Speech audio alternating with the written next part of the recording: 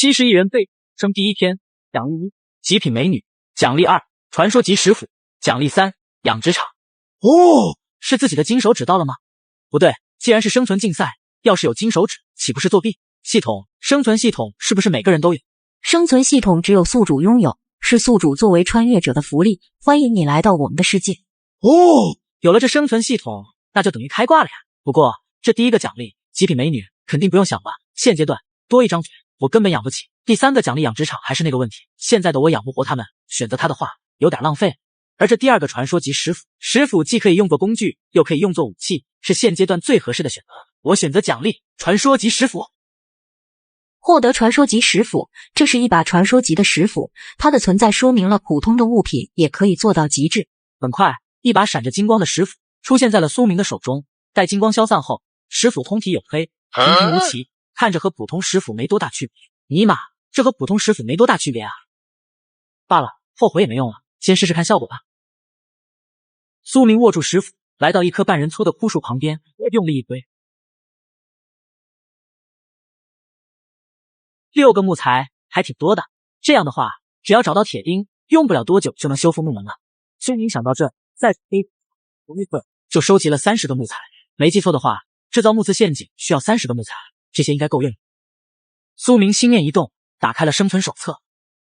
木刺陷阱是否制造？是。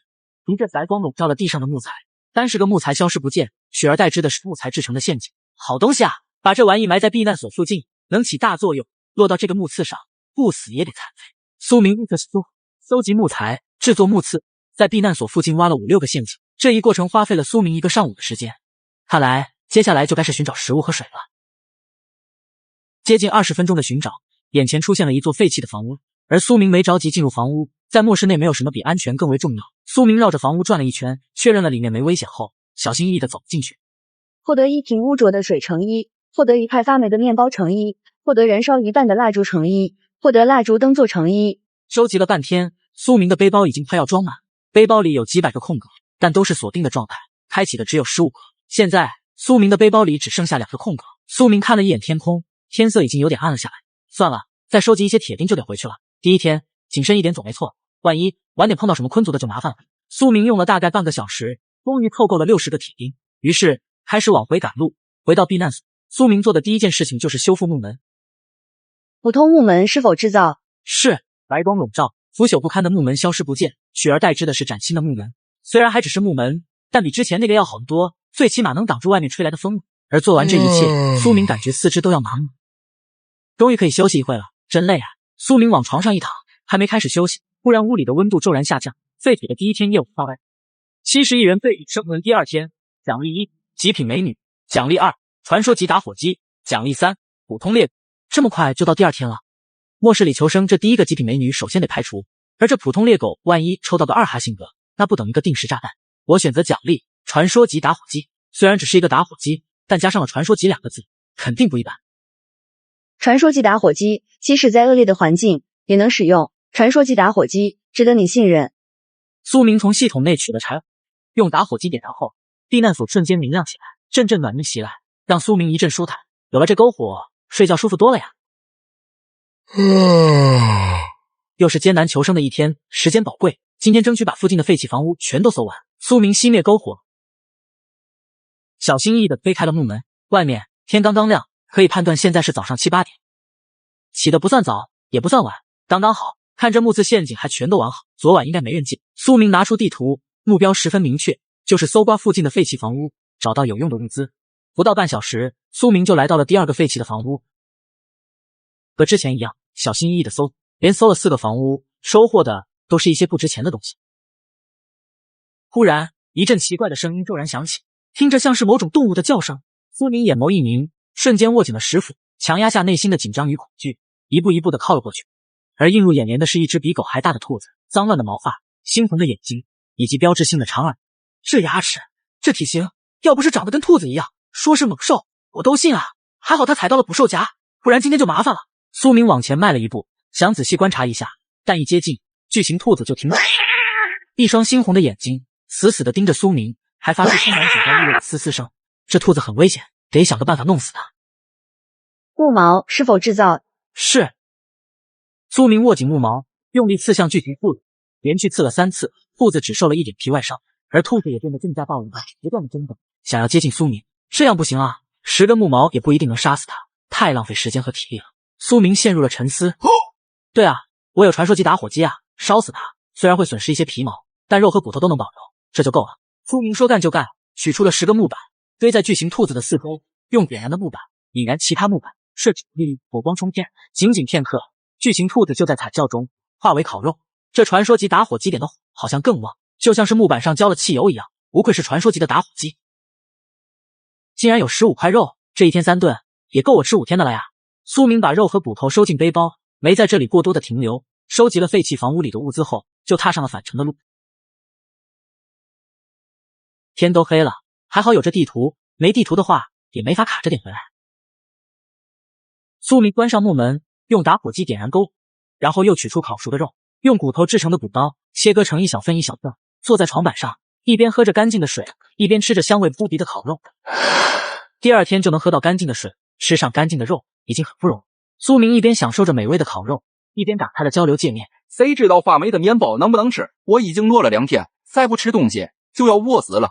才饿了2天，想当年我躲斋的时候，连续5天只喝水，不一样活下来了。不会吧，不会吧，不会真有人第2天还没吃上饭吧？楼上的，我去你丫的，你恶心谁呢？苏明看着几人对话，忍不住道出了声。这才第2天，大家已经扛不住饿了，很多人都在抱怨找不到吃的，这样的话，食物岂不是很值钱？苏明想到这，打开了交易界面，果然不出所料，一块面包已经成了最热门的交易品。原本60个木材就能换到一块面包，现在至少需要200个木材。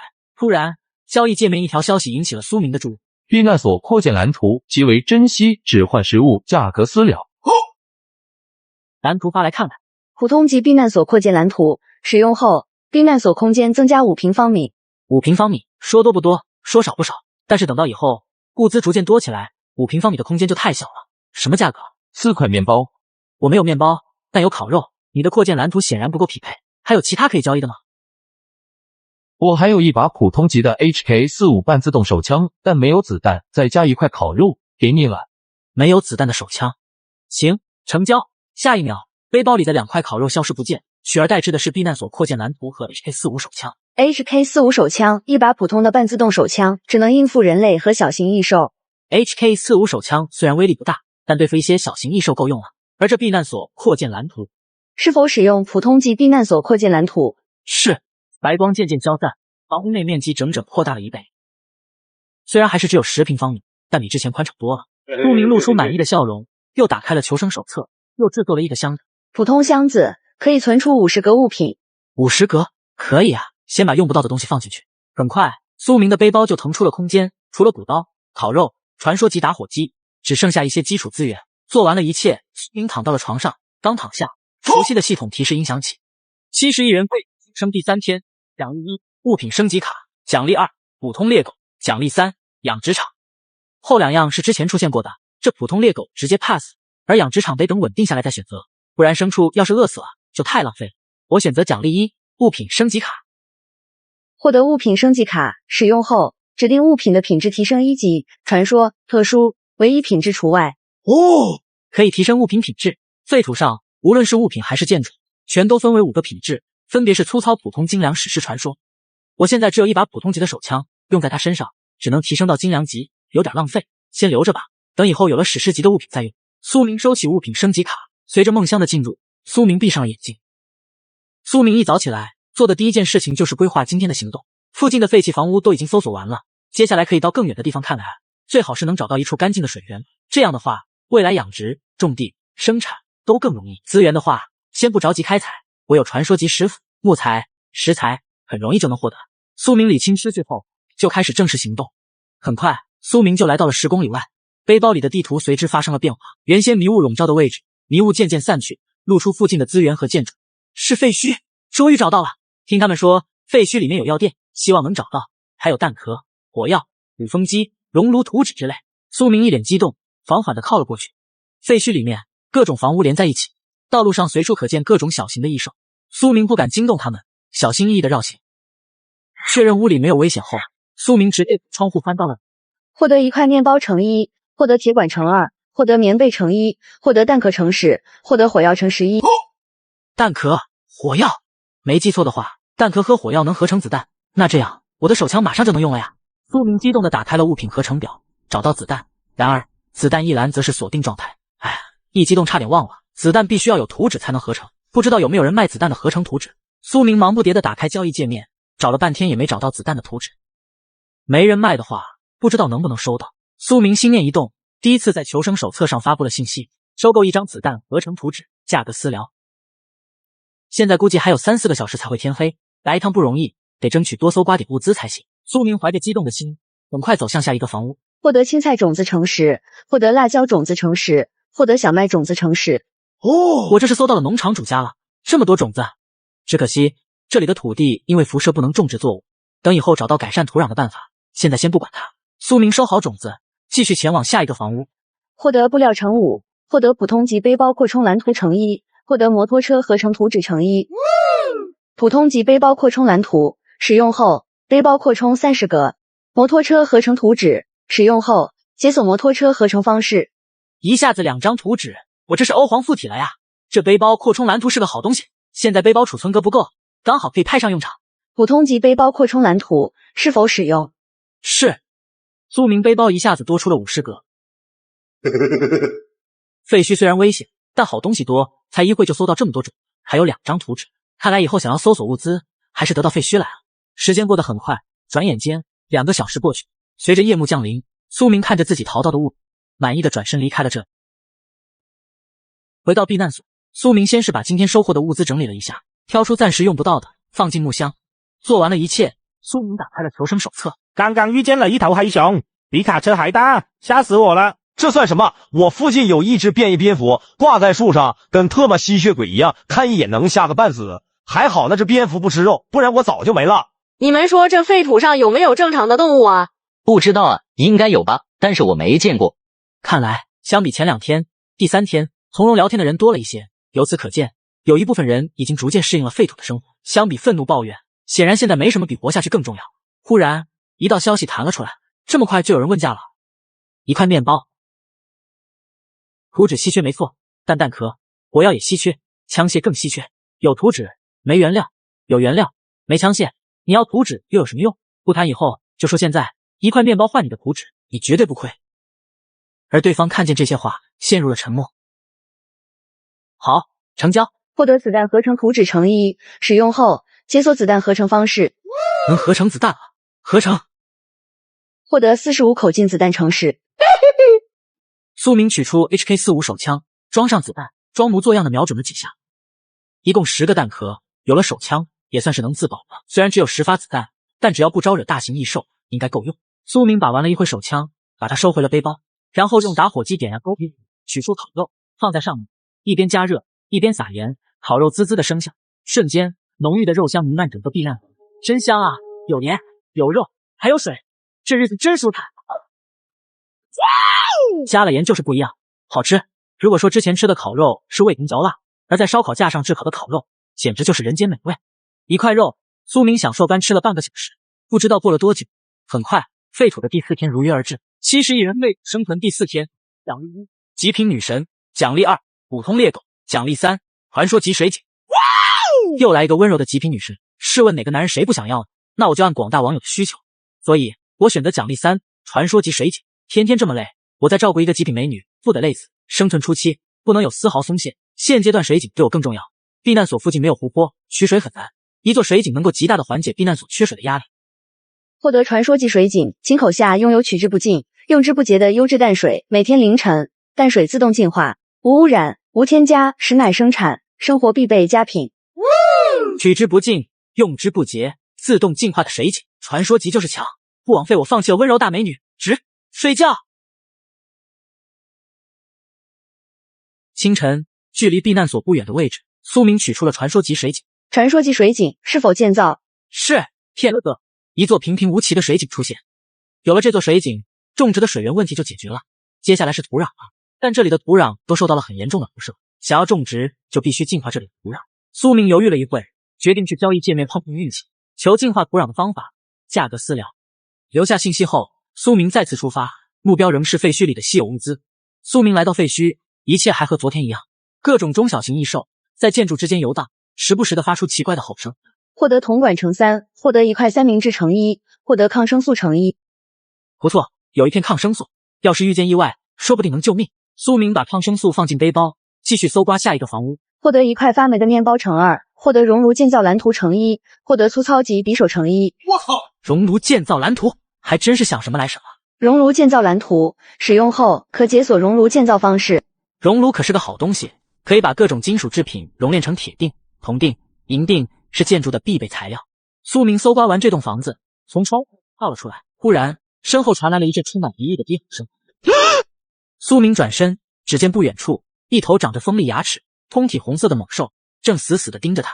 该死！苏明低声咒骂了一句，取出了手枪。凶猛异兽开始踱步，猩红的眼睛上下打量着苏明，随时准备发起进攻。看来这家伙是盯上我了，先下手为强，老子弄死你！苏明没有丝毫犹豫，就是2枪。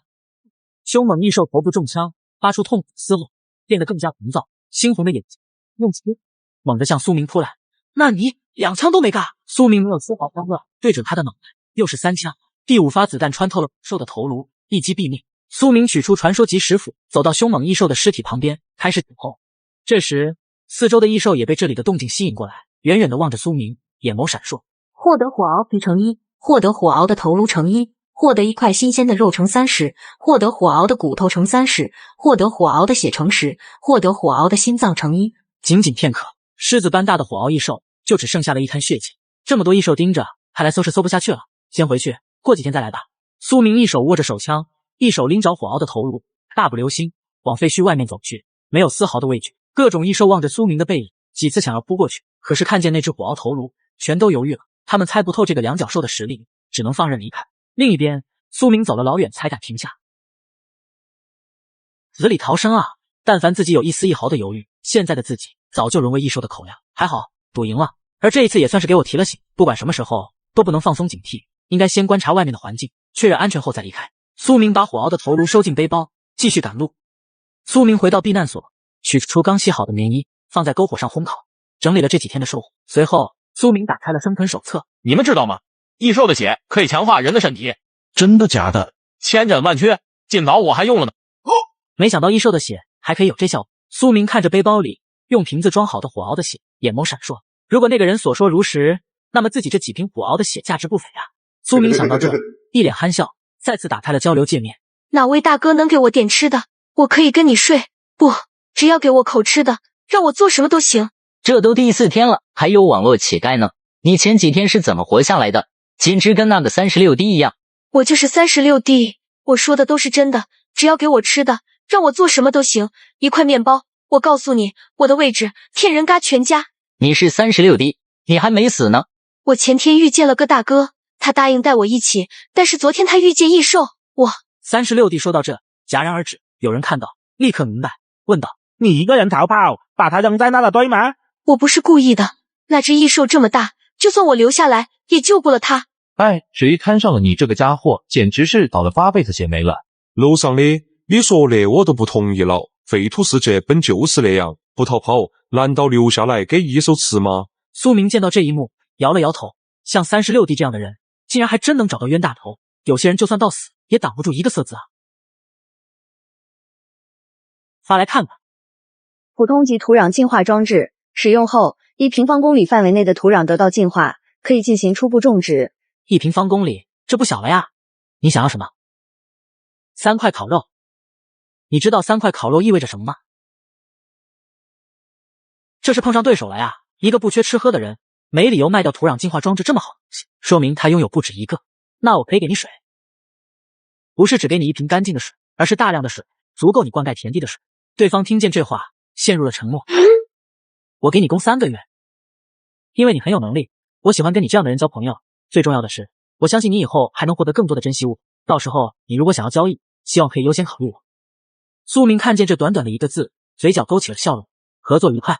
距离苏明并不遥远的某个避难所，一个面容姣好的长腿御姐看着刚刚交易获得的一大瓶水，表情复杂。她并不愿意跟其他人有过多往来。废土世界很残酷，像她这样的漂亮女人，没点手段，很容易就沦为那些男人的竞争。有了土壤净化装置，就可以种地了。而1平方公里的田地听上去很多，但分成9份以后就很少了。以后有土壤净化装置还是要收购过来。苏明想到这，没有犹豫，在交易界面发布了一条信息：长期收购土壤净化装置，价格私聊。发完以后，苏明躺到床上，等待新一天的到来。片刻，系统声响起，废土第5天如约而至。70亿废土生活第5天，奖励1，黑丝美女；奖励2，传说级浴缸；奖励3，坐牢。又有传说级，这黑丝美女和传说级浴缸都不错。不过这都第5天了，连个人影都没见到，再让我一个人待下去，迟早要疯。有个宠物陪着，心里也能舒服点。而且这座狼性格倒是挺不错的，忠厚，比较活泼。美女哪有宠物香？所以我选择奖励3，坐狼。获得坐狼，巨狼分离了的后代，通常以族群的形式生活，智商极高，攻击力强。瞬间，一条1米多长的巨狼，此时此刻正趴在床边，仰天长啸。我干，这么大！暗灰色的毛发，干净且整洁，锋利的爪牙，好似轻而易举就能撕碎避难所里的一切。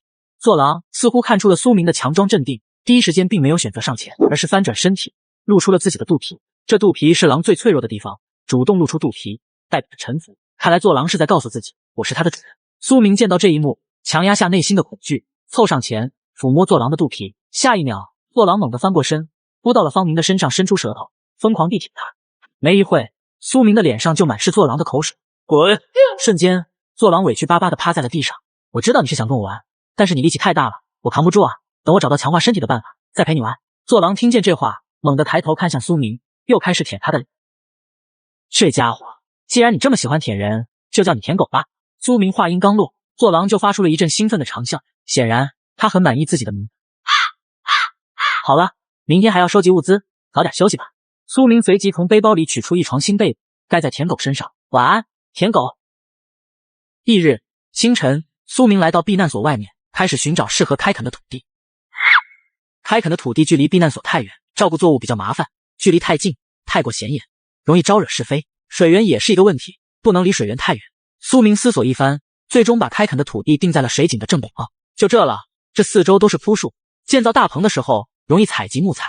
确定位置以后，苏明从背包里取出了土壤净化装置，随即四周的土壤以肉眼可见的速度发生变化，暗红色的土地变成了正常的棕色。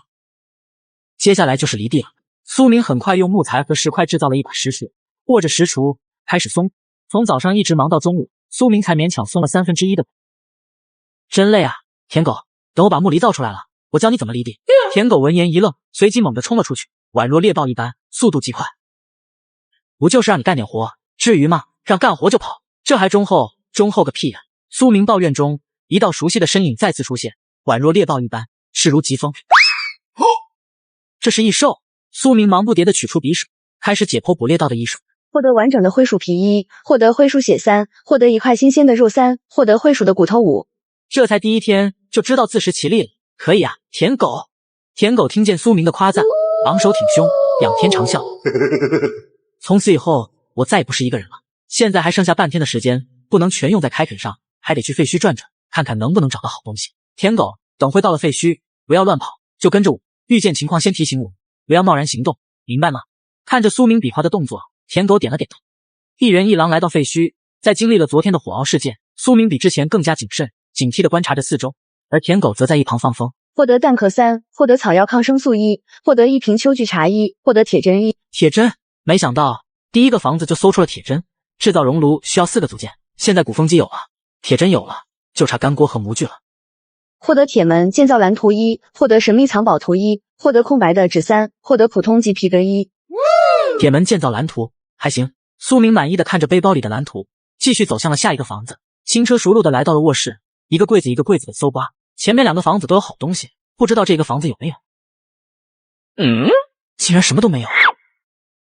又是什么都没有。苏明像是瞬间意识到了什么，没有停留，又连续打开了几个柜子，卧室、书房、厨房、厕所、客厅，整个房子竟然搜不到一点东西。有人来过这里，而且搜刮完整个房子，竟然连一点痕迹都没留下。这么强的反侦查意识，普通人绝对做不到。对方很有可能是捕快或者侦察兵，看来在没有足够的把握之前，绝不能跟对方有任何接触。随即，苏明走到一面墙壁下，你上午，我下午，咱们各搜各的，互不打扰。写完后，苏明离开了废墟。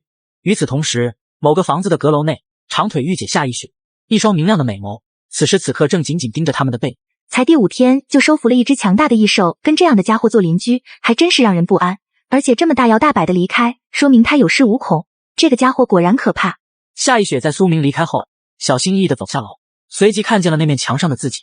果然还是发现我了，实力这么强大，还这么谨慎，怪不得他能收服异兽。既然他这么说了，应该不会反悔，以后就听他的。上午来吧。71元废土投生第5天，天色渐暗，苏明回到了避难，点燃了篝火，熟练地取出2块烤肉，放在烧烤架上。舔狗一双闪着幽光的眼睛，死死地盯着烤架上的烤肉，口水不争气地流了下来。吃吧吃吧，吃饱了明天干活。舔狗瞬间狼吞虎咽起来。苏明的烤肉还没吃一半，舔狗就已经吃完了，一双卡姿兰大眼睛又紧紧地盯着苏明。哎，真是怕了你了，再给你1块。苏明随即打开了生存手册，此时36弟似乎找到了新的靠山，在聊天频道里卖力的宣传。虎哥人真的很好，实力也强，你们投奔虎哥绝对没错，相信我。36一，你不会被绑架了吧？你说的话不像你的风格啊。没有，我一个弱女子，绑架我能有什么用？只是虎哥身边太缺人了，我帮他宣传一下，有没有人愿意跟着虎哥混的？私聊，我给你们发坐标。呵，老子有手有脚，有吃有喝，为什么要跟着一个没见过的人混？他算个什么东西？看得出来，从36弟发的消息里，大家都能察觉到不对劲的人，压根没人信他。系统内，一个消息从私信里弹了出来，发来消息的是那个交易普通级补氧净化器的家伙。哟，你用什么交易？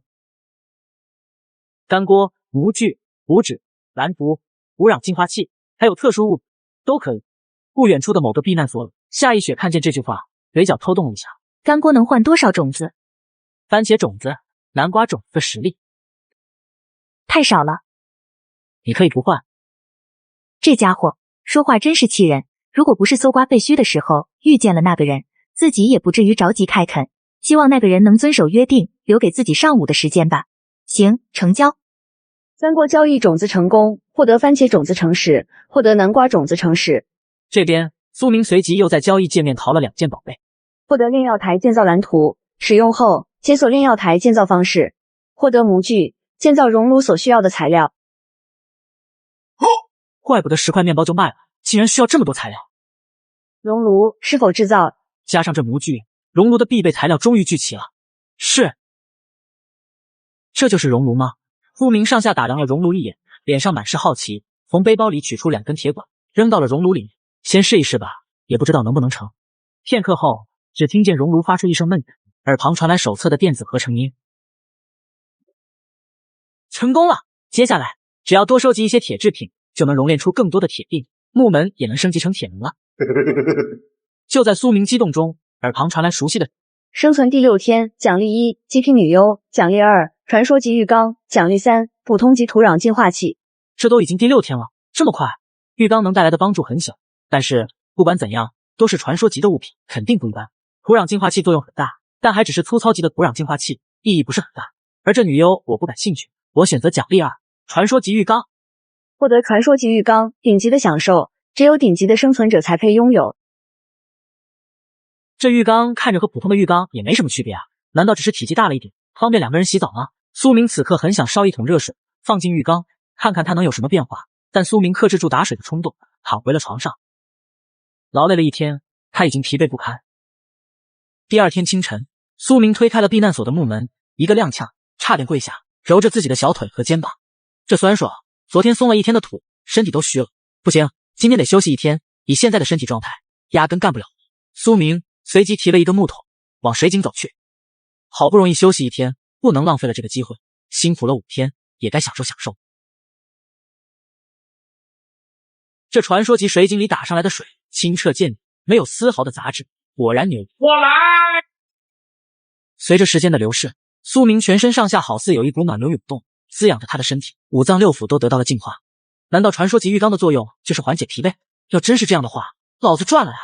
一旁舔狗眼巴巴地看着苏明泡澡，一脸羡慕。舔狗，你也上来吧！随即嗷呜一声，激动地扑进了浴缸里。就这样，一人一狼，差不多泡了1上午的澡。泡完澡，接下来就该好好干活了。苏明带着2狗子来到了开垦的田地，和昨天一样，先是砍树，然后松土。干完今天的农活，又带着2狗子迈步前往废墟。苏明来到昨天留下字迹的房子内，只见墙上清晰地写着一个字，这笔记粗糙，看上去像是没读过几年书的人写出的字，现在的捕快和侦察兵，一般而言都是从专业的院校毕业，受过专业的教育，自己不会这么差的吧？不对，这个人是故意把字写的这么丑啊，是怕别人根据他的字迹推断出他的身份吗？算了，不管他了，只要他言而有信，我跟他应该不会有什么交集，想再多也没用。苏明没再纠结对方的身份，离开这面墙，在其他废墟里面开始搜刮了起来。获得粗糙锑铁锅乘1，获得工具乘1，获得自动步枪合成图纸乘1，获得铁栅栏建造蓝图乘1，获得肥料乘2。搜刮了2个小时就找到了这些玩意，今天的运气有点差，炼药台的材料一样都没搜到。天快要黑了，必须要回去了。舔狗，回家。而苏明刚走了2步，才忽然发现舔狗没跟上来。舔狗正趴在地上，警惕地望着前方，整个身体一动不动，宛若雕塑一般。有情况！苏明忙不迭地趴下，匍匐前进，一点一点地挪到二狗子的身旁，顺着二狗子看的方向望去。不远处的前方赫然站着3个人类。紧接上集，苏明见到的3人，男的身材魁梧，一身腱子肉，女的一个身材娇小，像是学生，另一个身姿曼妙，个子很高，像是模特。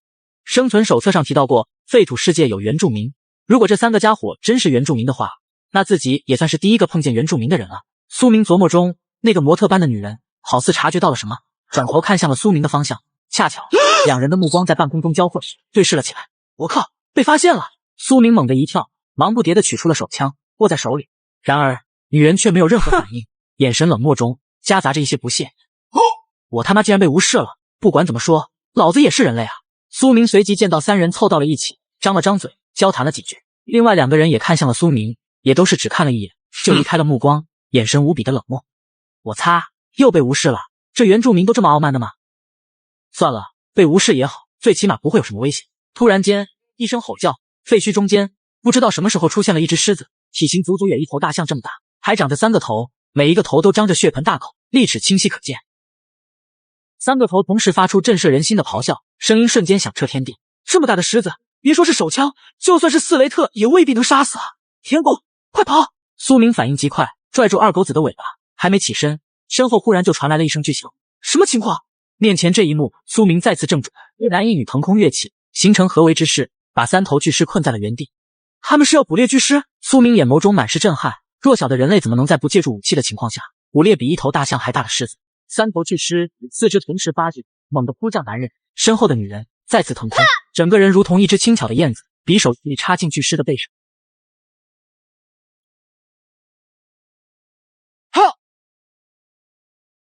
拳风都能把人掀翻，这家伙的力气到底多大？终于明白他们为什么敢大摇大摆地站在废墟中间，这么强的力量，小型异兽还不是来一个杀一个？巨狮吃痛，发出愤怒的咆哮，带动身体朝一旁的房子撞去，被迫因为躲闪不及，被落下的砖块砸中了，晕了过去。魁梧男人恶着眼珠胳膊，剧痛之下动弹不得。这时，一道红光忽然笼罩魁梧男人，下一秒，魁梧男人的身体瞬间发生了变化，肌肉化。而不远处的小女人则站在原地，念念有词。这家伙看来是个辅助啊，有战士，有刺客，还有奶妈，这够专业的呀。随着时间1分1秒的流逝，男人全身上下几乎没一处完好的地方，而3头巨狮同样如此，3只头只剩下1个头，明显战斗力已接近谷底，双方都已经油尽灯枯，全靠一股气硬撑着。巨狮一声诅咒，发力，指出致命一击。而男人见到这一幕，就这么站在原地，一动不动，任由巨狮的利爪穿透自己。顷刻间，男人化身血染。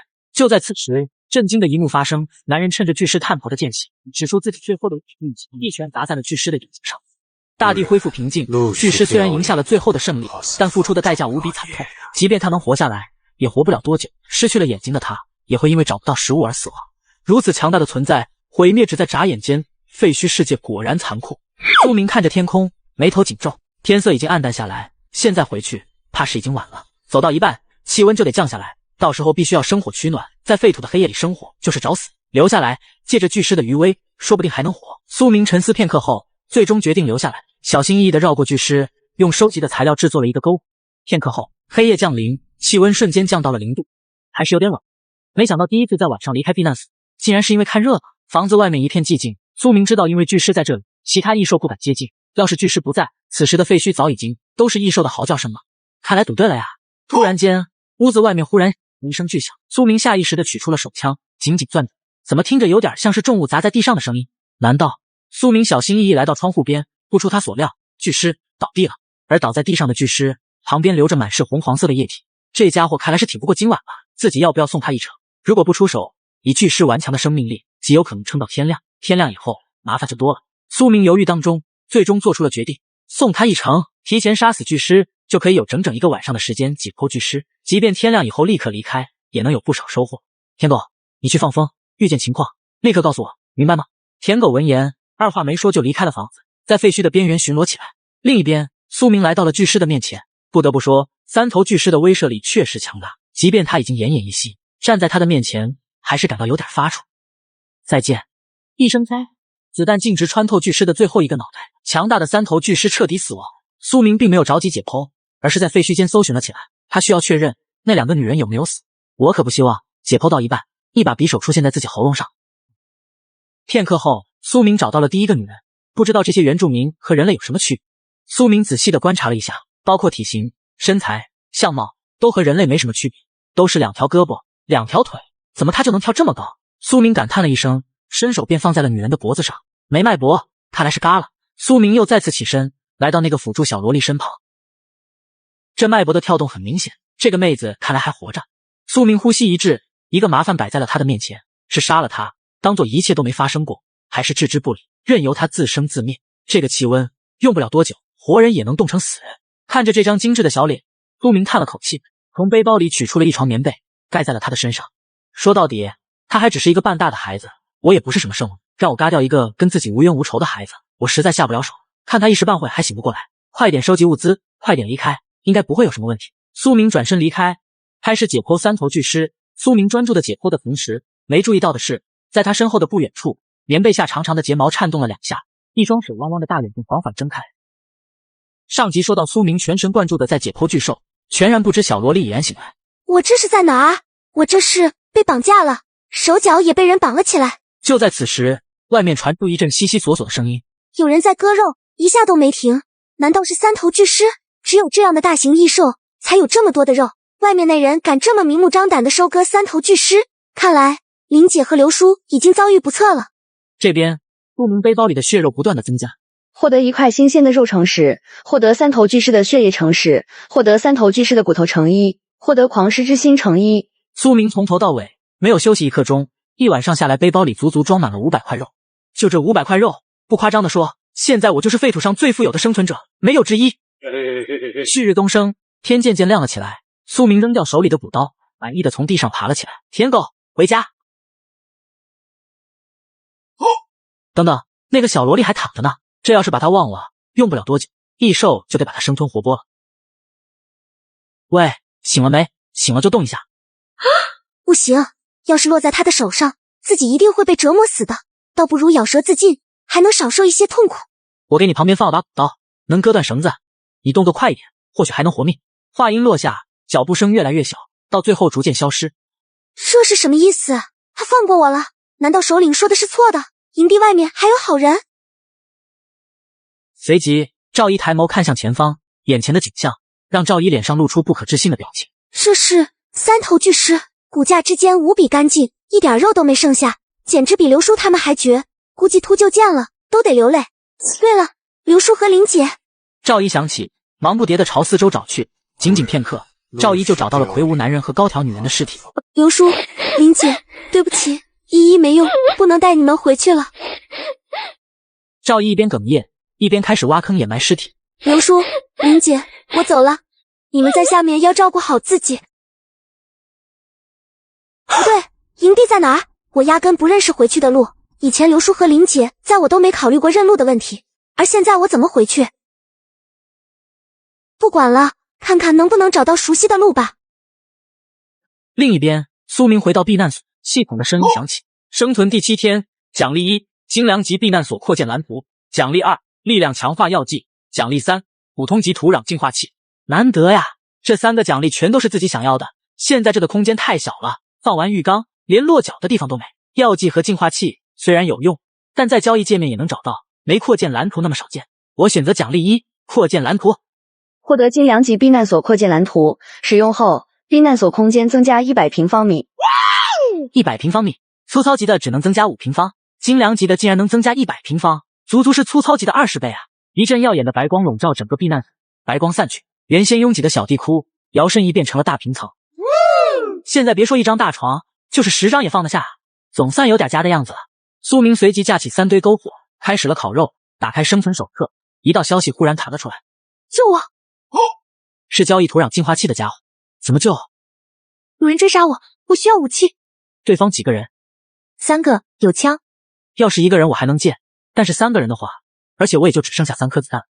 只要我能活下来，我所有的东西都是你的。我是局里的格斗冠军，只要给我武器，我能反杀，请你相信我。这么说，他还是个警察，可这手枪是自己最大的底牌，给了他，万一拿不回来，损失就大了。苏明犹豫了片刻，最终做出了决定。对不起，我无能为力，你还是另找他人吧。然而，苏明这段话还没发送出去，一个交易请求弹了出来。对方向你发出交易请求，交易物品：1块面包乘11，1瓶干净的水乘7，普通级土壤净化器乘1，粗糙级土壤净化器建造蓝图。不出意外的话，这就是他的全部身家了，把所有东西全都送过来了。看来他已经到了10万火急的时刻了。这样的话，我不表示一下，就有点说不过去了。手枪借你，只有3发子弹，省着点用。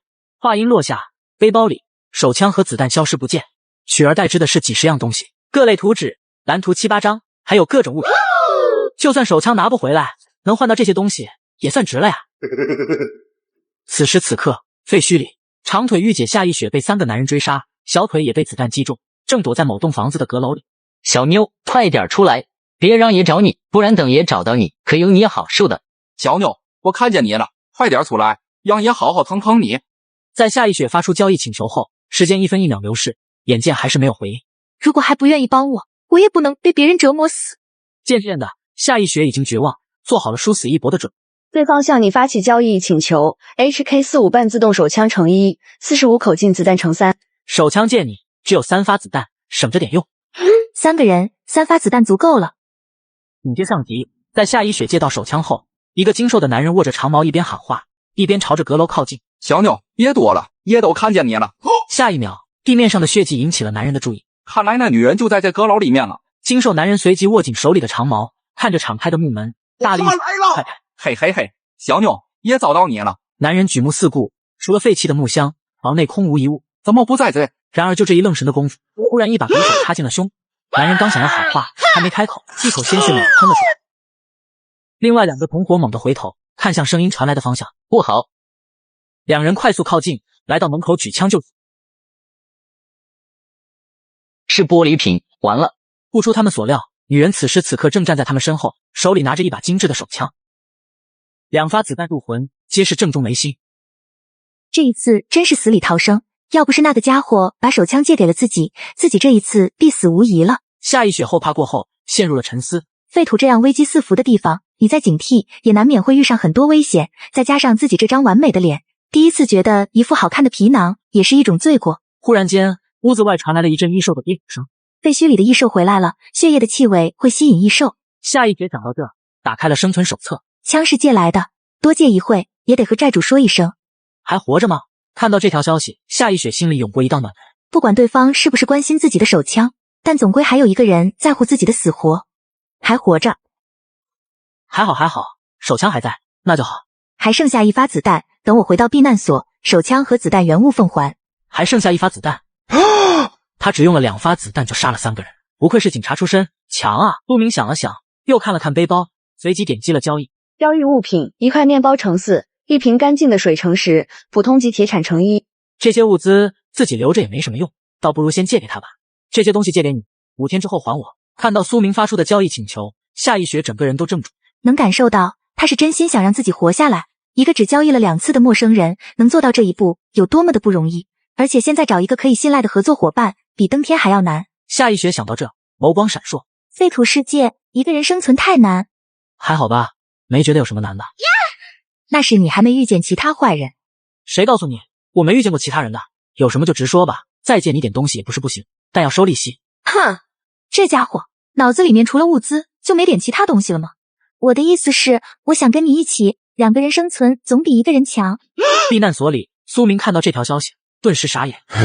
说实话，我没想过和别人一起求生，多一个人反而显得累赘。但是他是格斗冠军加射击冠军，如果人品靠得住，也是一个很好的主意。抱歉，我还是习惯一个人。哪里？什么？习惯一个人，红鬼呢？没想到自己警校一枝花也会有被人嫌弃的一天。嫌弃我是吧？我还偏要跟你一起。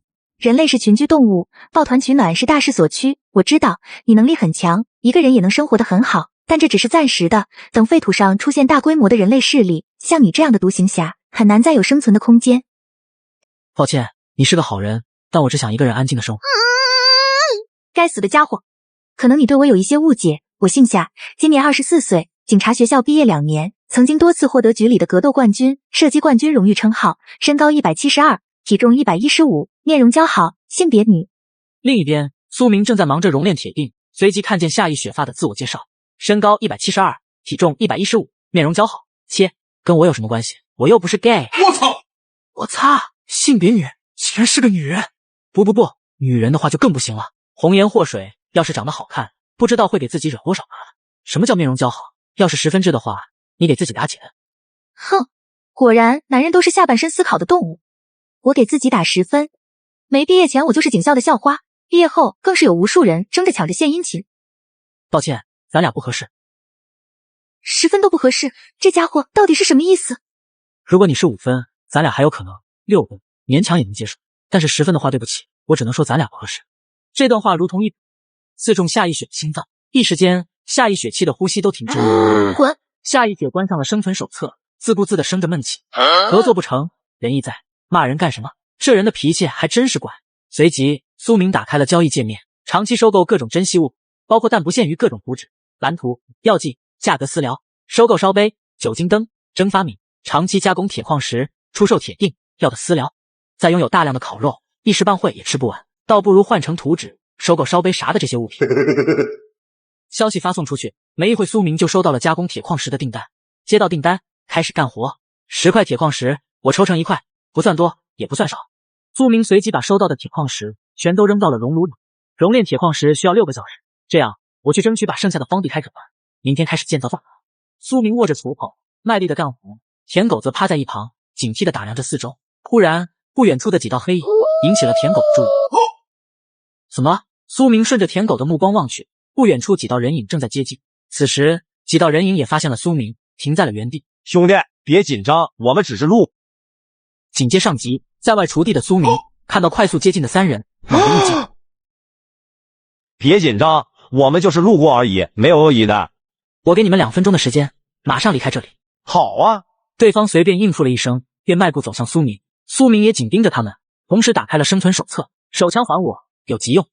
这边回到避难所的夏意雪看到这条消息，没有丝毫犹豫，立刻发起了交易请求。交易物品 HK45 半自动手枪1 ，45口径子弹乘8，借你5发子弹，别忘了还。一共8发子弹，这人可以啊！不远处，人影逐渐的靠近，3人拿着精致的猪猪砍刀，看上去凶神恶煞。随即，3人看见苏明手里的枪，顿时眼眸一凝。小兄弟看着年纪不大，倒有几把刷子，竟然能搞到枪啊！还有这条猎狗，看着比狼还大，小兄弟能搞定它，真是厉害呢。3个男人纷纷抬起了武器，警惕地盯着田狗。一时间，气氛瞬间紧张起来。还有1分钟，快点滚！小兄弟别急，老哥真没恶意，就是看你这么厉害，想邀请你加入我们。现在都流行抱团求生，你要是加入我们，那就是强强联合，以后这片还不都是咱们说了算。男人说话间，目光一直没离开过苏明手里的手枪。加入你们有什么好处？有什么要求？好处很多啊。第一，我们搜刮物资都是集体行动，遇见危险逃生的几率更大。最后要求嘛，自然也有，就是加入我们以后，物资要统一调配，确保团队的利益最大化，这也是为了大家着想。那加入之前的物资呢？看情况，有一些东西可以留下，但大部分还是要统一调配。哼，我知道了，你们可以走了。小兄弟，要不要再考虑一下？要知道，双拳难敌4手，你一个人就算再强，也比不上哥几个加在一起。我说的话，你们还听不懂是不是？哼，不识抬举，这么小就知道识时务者为俊杰，不容易。你！枪声再次响起，红火被子弹瞬间贯穿了身体，另一个不由自主地逃跑了起来。田狗随即一个饿狼猛，死动弹不得。你看我像是好欺负的吗？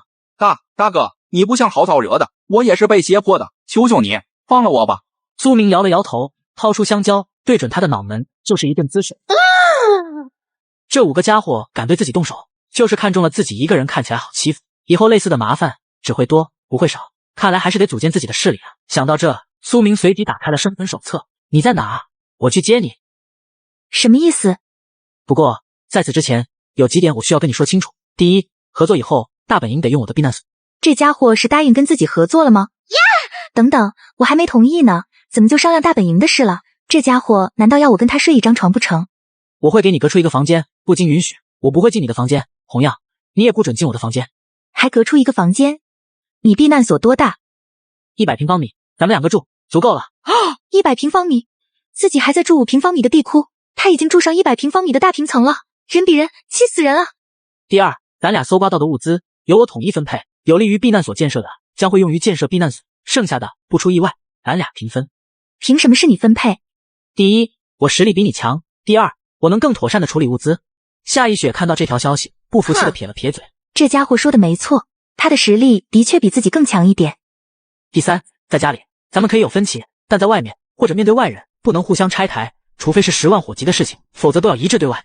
合作的基础就是互相信任，如果做不到这一点，还不如不合作。好，你有什么要求？我只希望见面以后你不会后悔。放心，我从不为自己做的决定后悔。希望如此。不就是长得丑吗？猜也能猜出来了。我本就没想找一个美女做伙伴，长得丑又有什么大不了的？要是没其他要求，咱们之间的规矩就这么定了。自我介绍一下，在下苏明，25岁，小学硕士，刚毕业，还是无业游民。我叫夏一雪，上次给你发过自我介绍，你都知道。夏一雪，这名字倒是挺好听的。这样，我给你发一张地图，你看看有没有熟悉的地方。这片废墟离我很近。苏明看见夏一雪标注的废墟，微微一怔。这片废墟，难道是他？你上午，我下午。各搜各的，互不打扰。是你。既然认识，那就好办了。还是那个废墟，2个小时后不见不散。此时，夏一雪还沉浸在这不可置信的巧合中，良久后才反应过来。好。此时，苏明带着舔狗来到了废墟中，安静的等待着，有点像是见网恋女友的感觉啊。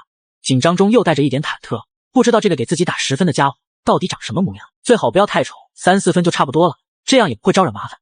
这时，舔狗猛地爬了起来，警惕地望向某个方向，目光中出现一道人影，干净利落的头发，紧身的皮，白皙的皮肤，苗条的身材，犹如女神降临。我擦，她就是夏一雪吗？紧接上集，夏一雪缓缓走来，肤白貌美，大长腿般的御姐形象，让苏明为之一振。你叫夏一雪？苏明。还真是她，怎么是个长腿御姐？怎么了？后悔了吗？当然后悔了，早知道你长这样，就不该答应你。我只对丑的女人感兴趣。你……夏一雪闻言，脸庞露出一抹恼怒之色。你这条狼狗从哪来的？舔狗闻言，像一声咆哮，面露不满。吼什么吼？这里有你说话的份吗？这不是狼狗，是一只狼。什么？这是狼？这里不安全，有话回避难所再说。好。回到避难所，苏明推开避难所的房门，随即做出一个邀请的手势，欢迎加入我的团队。夏一雪捕头。下一秒，夏一雪看清避难所里面的情况，露出不可置信的表情，整个人怔在了原地。这是避难所？3扇木门伫立原地，客厅的区域摆着一张沙发，一张桌子，桌子旁边是2堆篝火，上面摆着一口铁锅，还有一个烧烤架。怎么样，还行吧？还行。这岂止还行，简直非常行。跟自己5平方米的小地库比，这座避难所简直就是天上人间啊！你的房间我已经整理好了，其他的有什么需要跟我说，能满足的尽量满足你，剩下的等明天再说。累了一天，先回去休息吧。这是我复制的避难所钥匙，死也不能给别人，明白吗？放心，死也不会给别人。那就好，你休息吧。无论是在废土还是在局里，我都非常排斥跟别人身体接触，但是他给我的感觉非但不排斥，反而觉得心里面涌过一阵暖流。另一边，苏明回到房间以后，再次发布了收购的消息。消息发出，很快就有人找上了苏明。对方向你发起交易请求：捕兽夹合成图纸、铁栅栏建造蓝图、解除合成图纸、子弹合成图纸、火药合成图纸、铁箱合成图纸、普通级净化器建造蓝图、水井建造蓝图。10块烤肉换11张图纸，简直血赚啊！是否使用捕兽夹合成图纸？是。捕兽夹既能捕捉异兽，又能保护避难所，制作30个捕兽夹就是210块铁锭。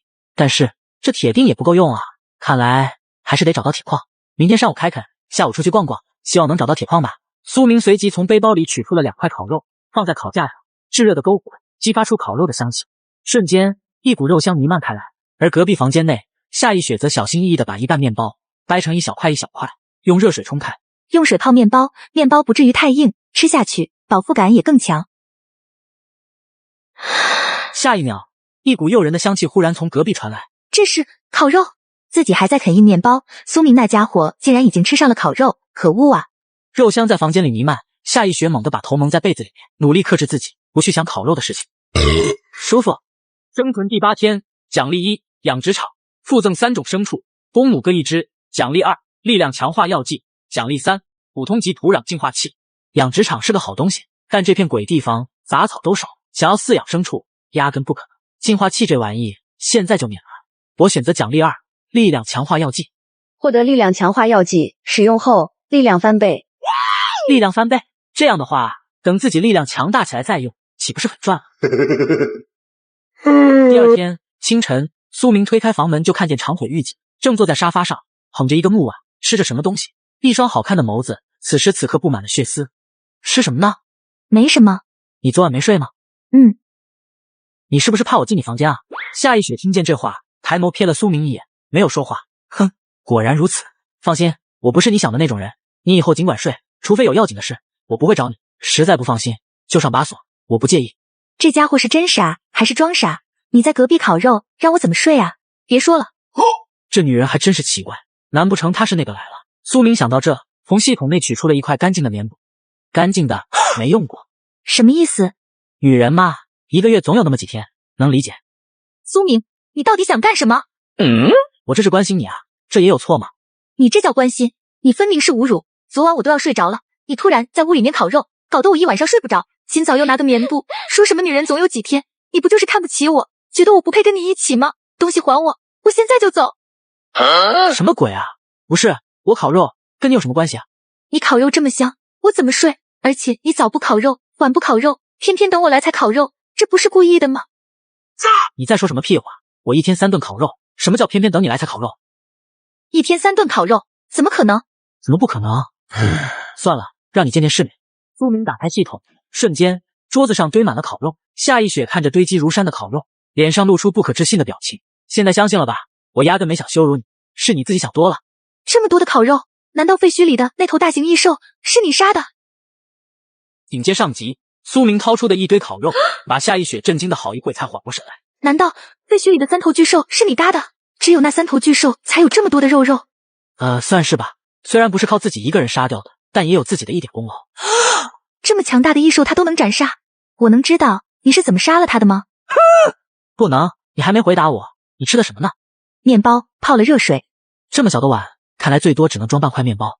你应该是把1块面包掰成2份，早上1顿，晚上1顿吧。夏意雪闻言，自顾自地吃着饭，没有回话。这块烤肉给你，快点吃，吃完咱们出去干活。哼，无功不受禄，咱俩只是合作关系，你没义务管我的伙食。你想多了，这是预支的报酬，等会要干体力活，我可不希望你干到一半饿晕过去。夏意雪看着烧烤架上诱人的烤肉，表情出现了无数次变化。对了，我这里还有打火机和盐，可以借你。此时此刻，苏明正用一种奇怪的眼神看着夏意雪，打火机和盐放桌上了，要用你自己拿。不就是块烤肉，至于吗？搞得好像那啥了一样。妈呀，吃相这么难看，丢死人了！饱餐过后，苏明带领着夏意雪来到传说级水井前。这就是我们的水源，稳定可靠，以后搜刮的时候水就不用拿了，直接到这来取。好，水井附近是我开垦的耕地，等会你把你的土壤净化器也放在这里，咱们一起开垦，最多5天就能完工，到时候再建造大棚种植作物。这是上午干的活，下午的话，咱们要探索一下附近，看看能不能找到铁。随后，别看夏意雪一副娇贵的样子，抡起锄头来，一点也不比苏明差。很快，两人只用了2-3个小时就开垦出了一大片田地。今天就到这，下午咱们一起去找铁矿。两人坐在木板上补充了一下燃料，随即起身前往了下一个目的地。两人很快走了1个多小时，附近除了荒草枯树，别无他物。再往前走，可能还是什么都找不到，纯粹就是浪费时间。苏明，看那边。顺着夏意雪的目光望去，不远处，一座小山丘上，一只看上去像牦牛一样的异兽，此时此刻正趴在地上吃着土。原来废土上还有吃土为生的异兽，吃土都能吃得这么强壮。苏明，牦牛后面有露天铁矿，你确定？这种露天铁矿我见过，不会认错。真是踏破铁鞋无觅处，没想到自己一直找的铁矿就在眼前。天要黑了，咱们先撤，明天再来。好。看这地图，想要靠近矿山，必须驱赶那群异兽，那是去往矿山的必经之路。苏明正当发愁怎么驱赶异兽时，一道交易消息传来：大佬，最近又弄到2张图纸，你要吗？还是10块面包一张，有多少我全要了。对方向你发起交易请求，鞭炮合成图纸，烟花合成图纸。我靠！鞭炮、烟花，真是想要什么来什么啊！同意。获得烟花合成图纸乘1，获得鞭炮合成图纸乘1。有了鞭炮和烟花，还怕赶不走异兽吗？背包里制造鞭炮和烟花的原材料，就差硝酸盐这一项了。苏明随即在交易市场寻找硝酸盐的交易信息。硝酸盐1块面包1份，大量出售火药1块面包1份，无限量供应。这么贵，而我至少需要5份烟花，这些加在一起换成就是2块烤肉，这还不算鞭炮这些。苏明没再纠结，一口气买了120份硝酸盐，200份火药。是否制造？是。白光笼罩，片刻，桌上出现了大量的烟花和鞭炮。有了这些玩意，铁矿石还不是手到擒来。一阵开门声响起，夏一雪刚刚洗完澡，身上还围着浴巾。这是烟花和鞭炮，明天要用的。你想要抓异兽，这有点冒险啊。生活在废土，什么都不做才叫冒险。说话间，苏明的眼神坚定且自信。好，那就听你的，明天抓异兽。苏明随即跟夏一雪花了1个多小时商量部署细节。现在只剩下一个问题，引燃烟花和鞭炮需要3个人，而我们只有2人。不就是点鞭炮吗？舔狗也能做呀。舔狗，就算他很聪明，知道怎么点燃鞭炮，但还是容易出现意外。行吧，明天先让二狗子试试，能行的话就让他来，不行就按原计划来。好。苏明从背包里面取出3块烤肉，明天早上要布置陷阱，吃饱了好干活。就这样，天色彻底暗了下来。客厅里烛火摇曳，2人加1狗，1口面包，1口烤肉，静静的享受着美食。早点休息，明天一早就出发，争取天黑之前做完一切。这声音，哎呀，自己怎么会发出这样的声音？丢死人了！都怪这一次吃的太饱，以后说什么也不能吃这么饱了。回到房间中，苏明躺在床上，琢磨着明天的计划。要是能再来一个人，就完美了呀。不过在这废土，想要找一个值得信任的帮手，比登天还难。然而，苏明正想着当中，系统的提示声再次响起：71人废土柔生第9天，奖励1，养殖场；奖励2，极品美女护卫；奖励3，女护士。哇哦！这系统是不是会读心术啊？怎么刚想护卫就来了2个？我选择奖励2，极品美女护卫。废土上最珍贵的就是忠诚，而且还是极品美女级护卫。获得女护卫，来自洛丹伦王国的强大女骑士，永不背叛。忠诚的洛丹伦骑士永远不会背叛他的领主。骑士精神、荣誉、牺牲、英勇、怜悯、诚实，坚不可摧。洛丹伦骑士举起他的盾牌，使承受的攻击伤害减少90%。白光笼罩间，一个身披重甲的女骑士骤然出现在苏明的房间。尊贵的苏明大人，您最忠诚的仆人蕾欧娜向您问好。欢迎你，我的骑士蕾欧娜。不过没有预留你的房间，你今晚就睡在客厅，早点休息，明天还有任务。是，大人。第2天清晨，身穿贵族服的蕾欧娜此刻正坐在沙发，她是自己的配件。夏一雪看见面前的蕾欧娜，怔在了原地。你是谁？尊贵的夫人，我是苏明大人忠诚的仆人蕾欧娜。你误会了，我不是什么夫人，我只是苏明的朋友，我叫夏一雪。一阵开门声响起，苏明站在门口，看着他们俩。苏明大人，你醒了。该怎么跟他解释蕾欧娜的来历呢？苏明，我和蕾欧娜已经聊过了，不用介绍。今天的行动，蕾欧娜参不参加？哦，参加的，竟然这么信任我啊，都不过问蕾欧娜的来历。行，那我跟她讲讲今天的计划。半小时后，顺着山丘的方向，苏明、夏一雪、蕾欧娜抱着一堆捕兽夹，一个个的布置的密集一点，抓到的几率更大。是，大人。很快，随着众人的忙碌，80个捕兽夹布置完毕，然后就是烟花和鞭炮了。记住，你俩的安全最重要，要是失误了，立刻跑，不要想着补救，明白吗？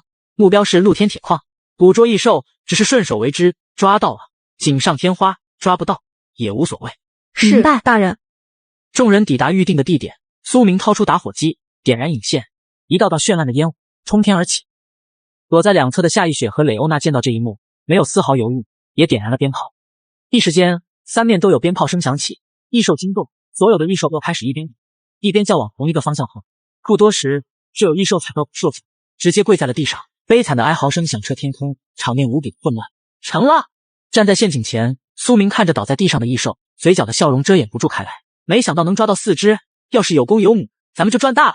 是的，就算都是公的，杀了取肉也能存下不少。好了，那就按照计划，准备在山丘旁边建造一个养殖场，把4只异兽关进去养着，这样就不用把异兽拉回避难所了，省了很多麻烦。好，夏一雪和柳欧娜随即从背包里取出事先准备好的麻绳，缓步走向异兽。一时间，天空又是一阵异兽恐惧的叫声。此时，身后忽然响起了一阵沉闷的汽车鸣笛声，众人望去，只见一辆重型卡车快速驶来。苏明等人立刻下意识地掏出手枪，车门打开，一个身穿皮甲的女人从驾驶室跳了下来。你们是求生者？苏明一行人紧紧地盯着女人，没有说话。你们别那么紧张，我们是商会的人，只做生意，不抢劫。商会的人？难道是原住民？商会的信誉，废土上无人能比。等以后多见几次，你们就不会这么警惕了。还有，这玩意叫石铁牛，吃土里的矿渣就能活，是个大聚集地主要的牲畜，野生的已经不多见了。你们能抓到4只，运气够好的。提醒你们一点，公的石铁牛性情暴躁，用麻绳可拴不住它们，得用铁链。怎么能分辨公母？很简单，看起来像公的就是公的，不像公的就是母的。这和说没说有什么区别啊？如果是如他所说，刚刚好，2公2母。好了，废话不多说，我车上有几样好东西，你们想不想要？什么好东西？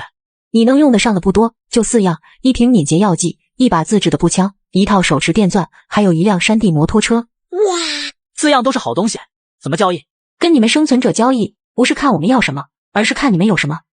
朱明随即从背包里取出了100块烤肉，还有各种异兽的鲜血、心脏、肝脏。优质的烤肉是硬通货，能弄到这么多，你们3个在求生者里算的顶尖了。异兽的鲜血是强化体质、制作药剂的原材料，但也得看是什么品种的鲜血。我看到了什么？狂狮之心。女人看着桌上硕大的心脏，脸上顿时露出诧异之色。极品的狂狮之心，没想到你们生存者也能弄到这么好的东西。我收回刚说的话，你还可以交易更多的物品，比如1辆单人飞行器、1把重型机枪、1座坚不可摧的堡垒，其他的你现在就能拿走。而堡垒最多3天就能建成，前提是你愿意交易你的极品狂狮之心。怪不得敢开着这么一辆重型卡车在废土上横冲直撞，人家确实有这个实力啊！一时间，苏明陷入了沉思。电钻怎么充电？太阳能电池板，边使用边充电，毫无后顾之忧，质保3个月，出现任何问题都可以免费维修。5大区域都有我们的常驻聚集地。价格呢？如果是用狂狮之心，除了电钻，你还可以得到敏捷药剂和1把自制步枪。我不用狂狮之心，那就100块烤肉，便宜一点。商会从不讲价，卖给你是100块烤肉，卖给其他人也一样。除了300块储备粮，用于交易的就只剩下109块。如果买电钻，就只剩下9块。1把电钻值不值得付出这么？我想看看货。可以，抬上来。下一秒，2个2米多高的壮汉抬着一套巨大的电钻过来。这俩壮汉不是人，这些特征不像人，反而像是异兽。紧接上集，2个搬出电钻的变异人，让苏明一行人为之惊讶。手持电钻，只要不是孩子都能使用，你可以试试。苏明随即拿起手持电钻，电钻打在石块上，石块瞬间4分5裂，成了碎渣。哇，好东西啊！100块烤肉，成交。好，接下来是重型机枪、飞行器和堡垒，你想要哪样？我都不要。那你要什么？我想知道这狂狮之心有什么用。1块烤肉，我可以解释。成交。狂狮之心的作用只有一个，进化异兽。比如3头巨狮属于4阶异兽，2阶异兽吞噬狂狮之心，就可以进化成3阶异兽。苏明听见这话，下意识地看了一眼舔狗。什么是4阶异兽？什么又是2阶异兽？有什么判定标准？1块烤肉。苏明没有犹豫，又取出了1块烤肉。1阶异兽，人畜无害；2阶异兽可能杀死人类；3阶异兽能杀死人类；4阶异兽能摧毁一个小型聚集地。我说的人类是指我们，而对你们求生者而言，人畜无害的1阶异兽也可能杀死你们。这不就是说我们很弱吗？那我这头坐狼属于什么级别？2阶。这舔狗是个2阶啊。怎么样，你确定不要交易吗？确定。唉，很遗憾，4阶的异兽心脏现在可不常见了。既然没什么要交易的，那我们走了，希望下次还能见到你，求生者。皮甲女人随即拿起100块烤肉离开。对了，好好收着，你是第一个获得这东西的求生者。商会，获得商会的优质客户，你是废土商会的优质客户。1. 下一次与商会交易，可获得9折的优惠。2. 商会5大常驻聚集地的居住权。3. 付出一定代价，可获得商会护卫的帮助。第一个获得铁牌的求生者吗？听上去挺不错呀。蕾欧娜，你扛着电池板跟我上山。夏一雪，你看着这些石铁牛、舔狗出去巡逻。好。来到山上，苏明双手握住电钻，瞬间电钻火力全开，轰鸣声传遍整个山丘。获得石块乘7，获得铁矿石乘5，获得铜矿石乘1，获得硝酸银乘1。仅仅片刻，苏明的背包里就出现了大量的石块。蕾欧娜，你把这些石块送给夏一雪，让她建造石墙，我继续采矿。是，大人。苏明随即把石块交易给蕾欧娜。时间1分1秒流逝，天色渐暗。此时，苏明的背包已经快要被各种矿石装满，也该回去了。是否使用物品升级卡？史诗级电钻升级传说级电钻。差点忘了，背包里还有一张物品升级卡。是。传说级电钻，体积更小，原来5分钟能开采1-2块矿石，现在能开采出2-3块。我靠，好东西啊！说是采矿神器也不为过。有了这玩意，还怕以后没矿石用吗？走下山丘，夏一雪、蕾欧娜、舔狗已经聚在一起。苏明随即看到用石墙围起来的简易牛圈。时间有限，只能建成这样，明天再改。能围住就行。天要黑了，先回家，有事回家再说。好。回到避难所，天色彻底暗了下来。苏明3人坐在沙发上，一边吃着烤肉，一边聊着天。发现了吗？晚上好像不那么冷了。以前必须裹着棉袄，披着棉被才能御寒，现在只是裹着棉袄就很暖和了。没错，是比之前暖和了。也不知道只有咱们这温度上升了，还是所有地方温度都上升了。苏明没有回话，随即打开了生存手册的聊天频道。大家有没有感觉晚上的温度上升了？没错，我早就发现了，气温在上升。现在晚上的温度最起码在0上5度。怪不得这2天异兽比以前活跃了。我是36D，在虎哥的带领下，我们聚集地正变得越来越好。想要加入我们的，只需要跟我私聊，发送你的坐标，我们立刻就会派人接你。欢迎你加入虎哥的大家庭。呵，整个荒漠，谁不知道它是什么东西？烧杀抢掠，无恶不作。遇见虎哥，光是在频道求救的就不下3个人了。你们还好意思在频道宣传？就是老子就算是饿死，也不会跟着你们做强盗。显然，大家对废土强盗都十分的不屑。看来，随着温度上升，废土的夜晚会变得更加危险。苏明想到这，走到避难所的大门前，打开了建造表。普通级铁门是否建造？是。白光笼罩，原先的木门变成了钢铁大门，看上去安全感十足。升级完了大门，苏明回到避难所内。以后晚上只会越来越危险，大家不要睡得太死。是，大人。放心，我们知道该怎么做。交流界面的大家发的消息我也看到了。苏明随后又打开生存手册，看着原住民所说的狂狮之心，东西留着也是留着，用了吧。有一只3阶的毒狼在，除非是遇见3头巨狮那样强大的存在，否则没人能威胁到我的安全。舔狗，给你的，吃吧。地上的2狗子闻到狂狮之心的气味，眼神里瞬间充满了渴望。放心，这是给你的。舔狗嚎叫起来，便扑向了狂狮之心，一口一口的撕咬起来。仅仅片刻，舔狗的身体悄然发生变化，体型整整变大了一圈，仅仅是站在原地，就给人一种不可冒犯的凛然之感。同级铁骨，巨狼分里厄的血脉得到激发，防御力增长 80%， 持续时间10分钟，失血，吸收血液后，攻击力增长 10%。看来舔狗进化后还多了2个技能，时候不早了，大家早点休息。说完，苏明转身回到了自己的房间，打开交易界面，很快一张图纸吸引了他的注意。蛋壳制造图纸，20块面包，不讲价，要的私聊。我要了。获得蛋壳制造图纸，使用后解锁蛋壳制造方法。还需要黄铜。苏明随即继续在交易市场交易了7块黄铜。获得黄铜乘7，蛋壳是否制造？是。获得蛋壳乘7。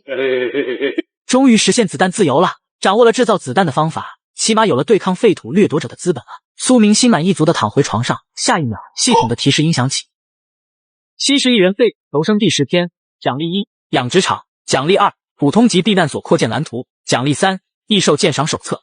养殖场和扩建蓝图不必说了，直接 pass。而这异兽鉴赏手册，这玩意以前从没见过，说不定是个好东西。我选择鉴赏手册。获得异兽鉴赏手册，本手册收录了废土上所有异兽的详细信息。选对了，废土上最珍贵的就是信息，掌握了信息就等于掌握了资源，还能帮我分辨哪种异兽能招惹，哪种异兽不能招惹。苏明激动地收回鉴赏手册，躺回了床上。第二天，客厅中夏一雪和蕾欧娜早已起床，坐在沙发上吃着早餐。大人，夏一雪见到这一幕，表情变得有些奇怪。这蕾欧娜和苏明到底是什么关系？为什么蕾欧娜在苏明的面前这么卑躬屈膝？正当夏一雪胡思乱想中，一张大手伸了过来，手张开，里面全是几枚子弹，7.62毫米子弹，我造了30枚，付你昨天的报酬。好，夏一雪没有拒绝，伸手接过子弹，继续吃饭。按照计划，本应该上午开垦的，但养殖场还没建好，矿场附近也没排查，今天的开垦暂且取消。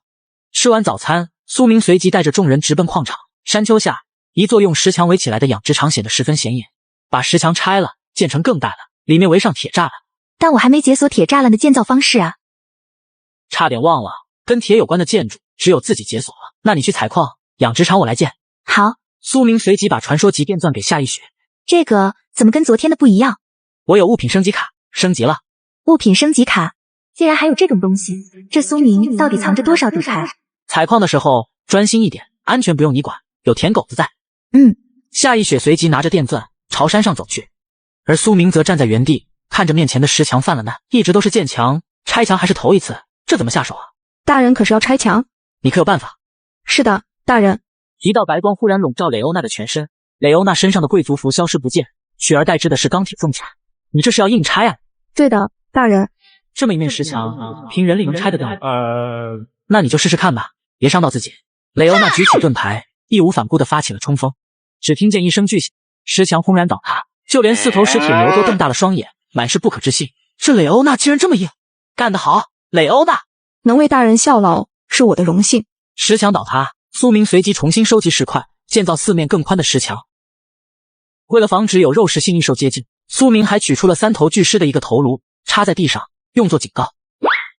看样子还要一会才能天黑，再去耕地看看吧。随后3人一狼又来到了耕地，而刚一接近，夏一雪就变得警惕起来。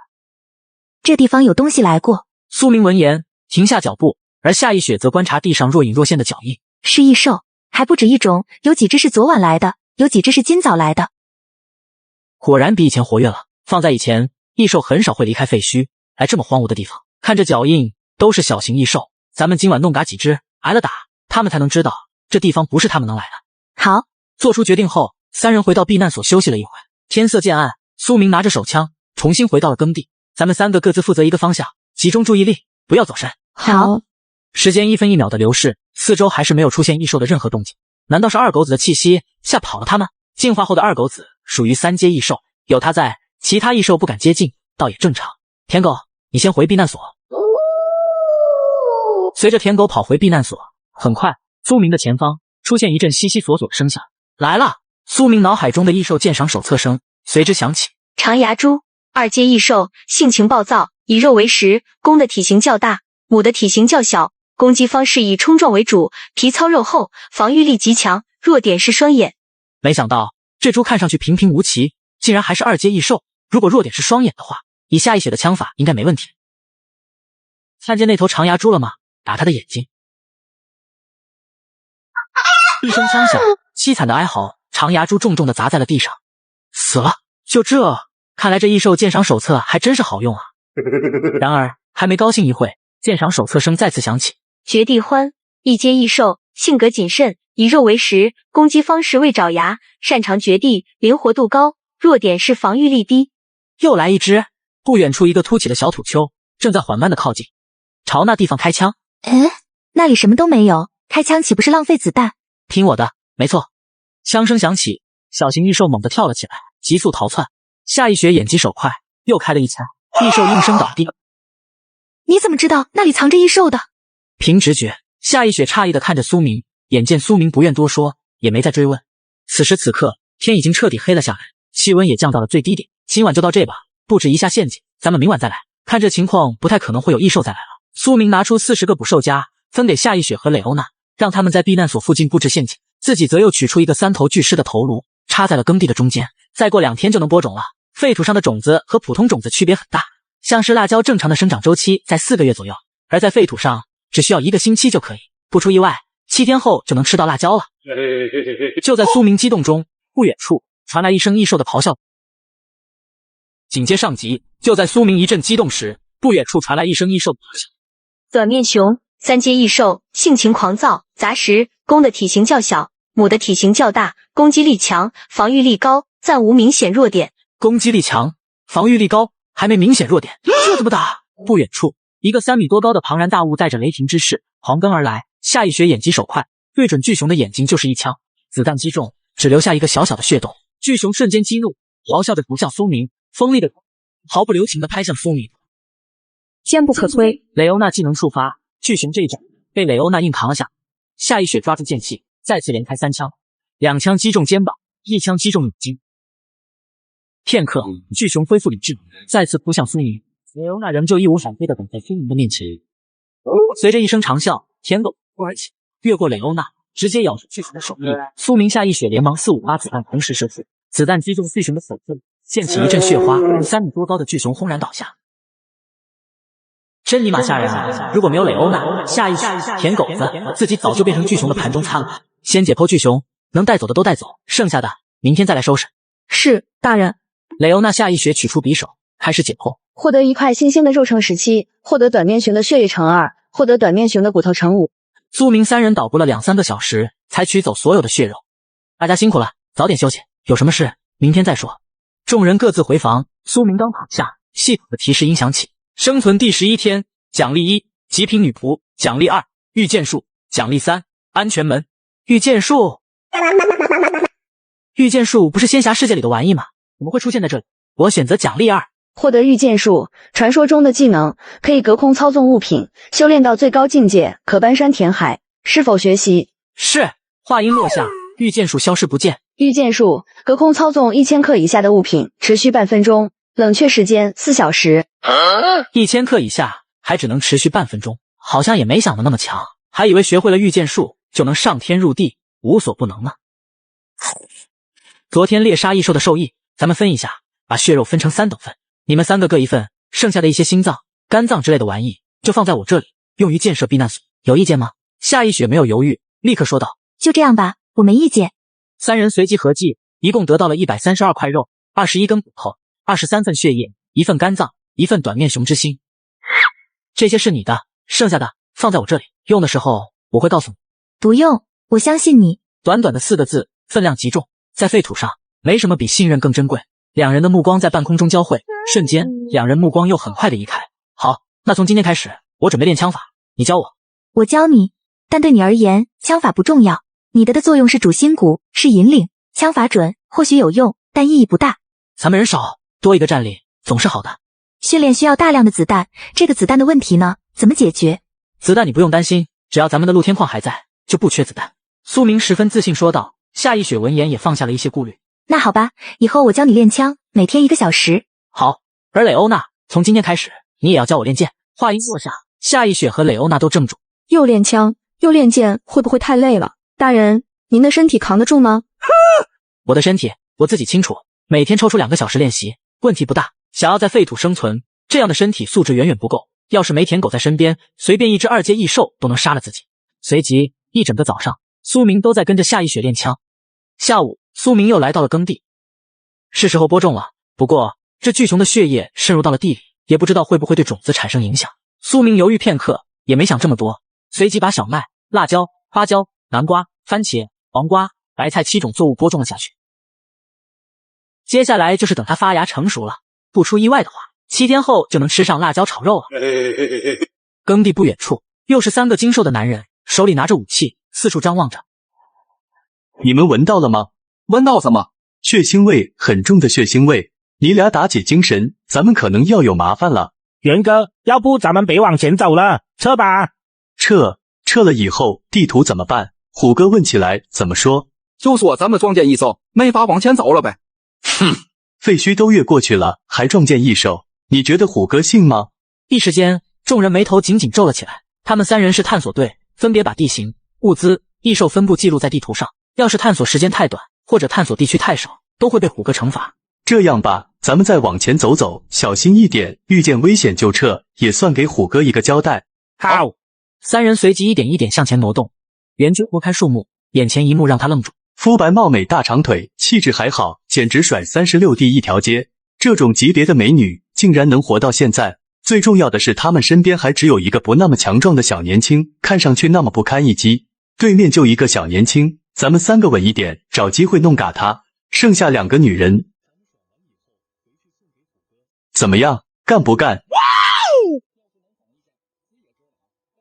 好，那我数1、2、3，咱们同时开枪，总有一枪能中。好，1、2、3，开枪！话音落下，3声枪响，3人同时中弹。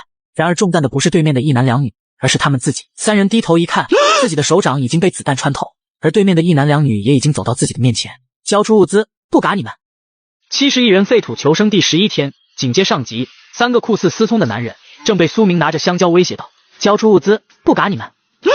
大佬，我们身上没物资啊！苏明闻言，眉头一挑，二话不说，准袁术的肩膀就是一枪。我的耐心可是有限的。另外2人被这一幕吓得瑟瑟发抖。大佬，我们身上真没物资，物资都放在营地了。营地？什么营地？距离这里多远？有多少人？这2个蠢货提起营地，不是逼着人家嘎人灭口吗？哎，大佬，我们营地离这很远，除了我们3个，没几个人了。鬼话连篇。严俊瞪大了双眼，直到意识消散那一刻，脑海里始终只有一个问题：为什么先杀我？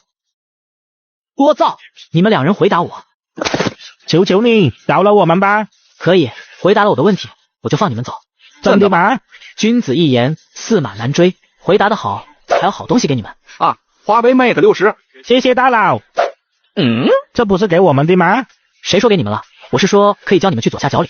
左下角我们去过，早抢没了啊！哼哼，我听说不少兄弟没抢到，就联系左下角厂商申请追加了3000台华为 Mate 60，放我这朵专属福利，我左下角独一份的，还有不限量的苹果14，不怕抢不着。大佬牛啊！小意思罢了，想要你们就点左下角链接下载注册吧，上线就能看到领取界面，苹果华为随便挑。好，我们这就去。现在该你们回答问题了。大佬，我们营地里有30多个人，老大是胡哥，他这个人脾气太暴，动不动就要打人，营地里的兄弟们都很怕他。大佬，你留我一条命，我给你带路，回到营地，嘎了胡哥，营地里的一切就都是您的了。啊，对，以大佬你的枪法，只要杀了胡哥，营地里的兄弟们肯定会追随你的。哼，给我画大饼啊！够了，你们刚才提到的虎哥，是不是36弟说的那个虎哥？对，就是他。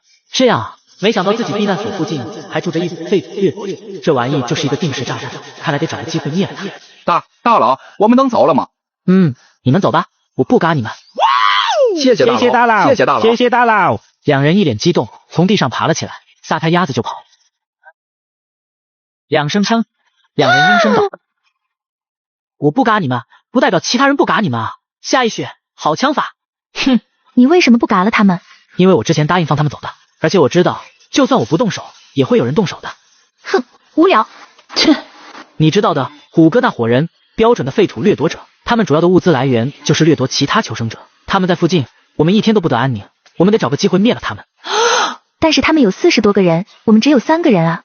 灭他们不一定要我们动手，一下子嘎了3个人，短期内他们不会再往这边派人了。现在的当务之急是完善避难所的设施，避难所空间太小，你在避难所外面再建一间工作室，顺便在市场再淘一些熔炉，而我这就去矿山挖矿。这建在外面会不会太显眼了？无所谓，显眼就显眼，附近也没什么值得顾及的异兽。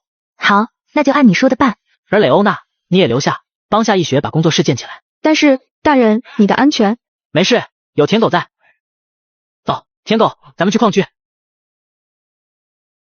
舔狗一路狂奔，原先2小时的路程，只用了不到1小时就到达了矿山。获得铁矿石乘7，获得铜矿石乘2，获得硝酸银乘2。转眼4、5个小时过去，苏明的背包里已经装满了400块的矿石。这酸爽，还好有传说级电钻，要是用铁镐，累死我也挖不出这么多矿，不枉费花了我100块烤肉和一张物品升级卡，值。舔狗，回家。哎呦，大腿内侧火辣辣的疼，这舔狗的背太硬了，以后必须得造个鞍才行啊。大人，怎么了？没事。一旁夏一雪见到这一幕，工作室已经建好了，能容纳10个熔炉。多少钱买的？我给你报销。熔炉只买到3座，用了25块烤肉，还有5块买了蒸发米和2桶。我去，蒸发米和2桶，炼药台的材料你凑齐了？太好了！苏明一脸激动，用力的抱住了夏一雪。我都没凑齐炼药台的原料，你竟然能够凑齐，太厉害了！哎呀，放开我！苏明猛地一怔，忙不迭的松开了双手。抱歉啊，以前做实验和师兄弟们抱习惯了，一时间气氛甚是尴尬。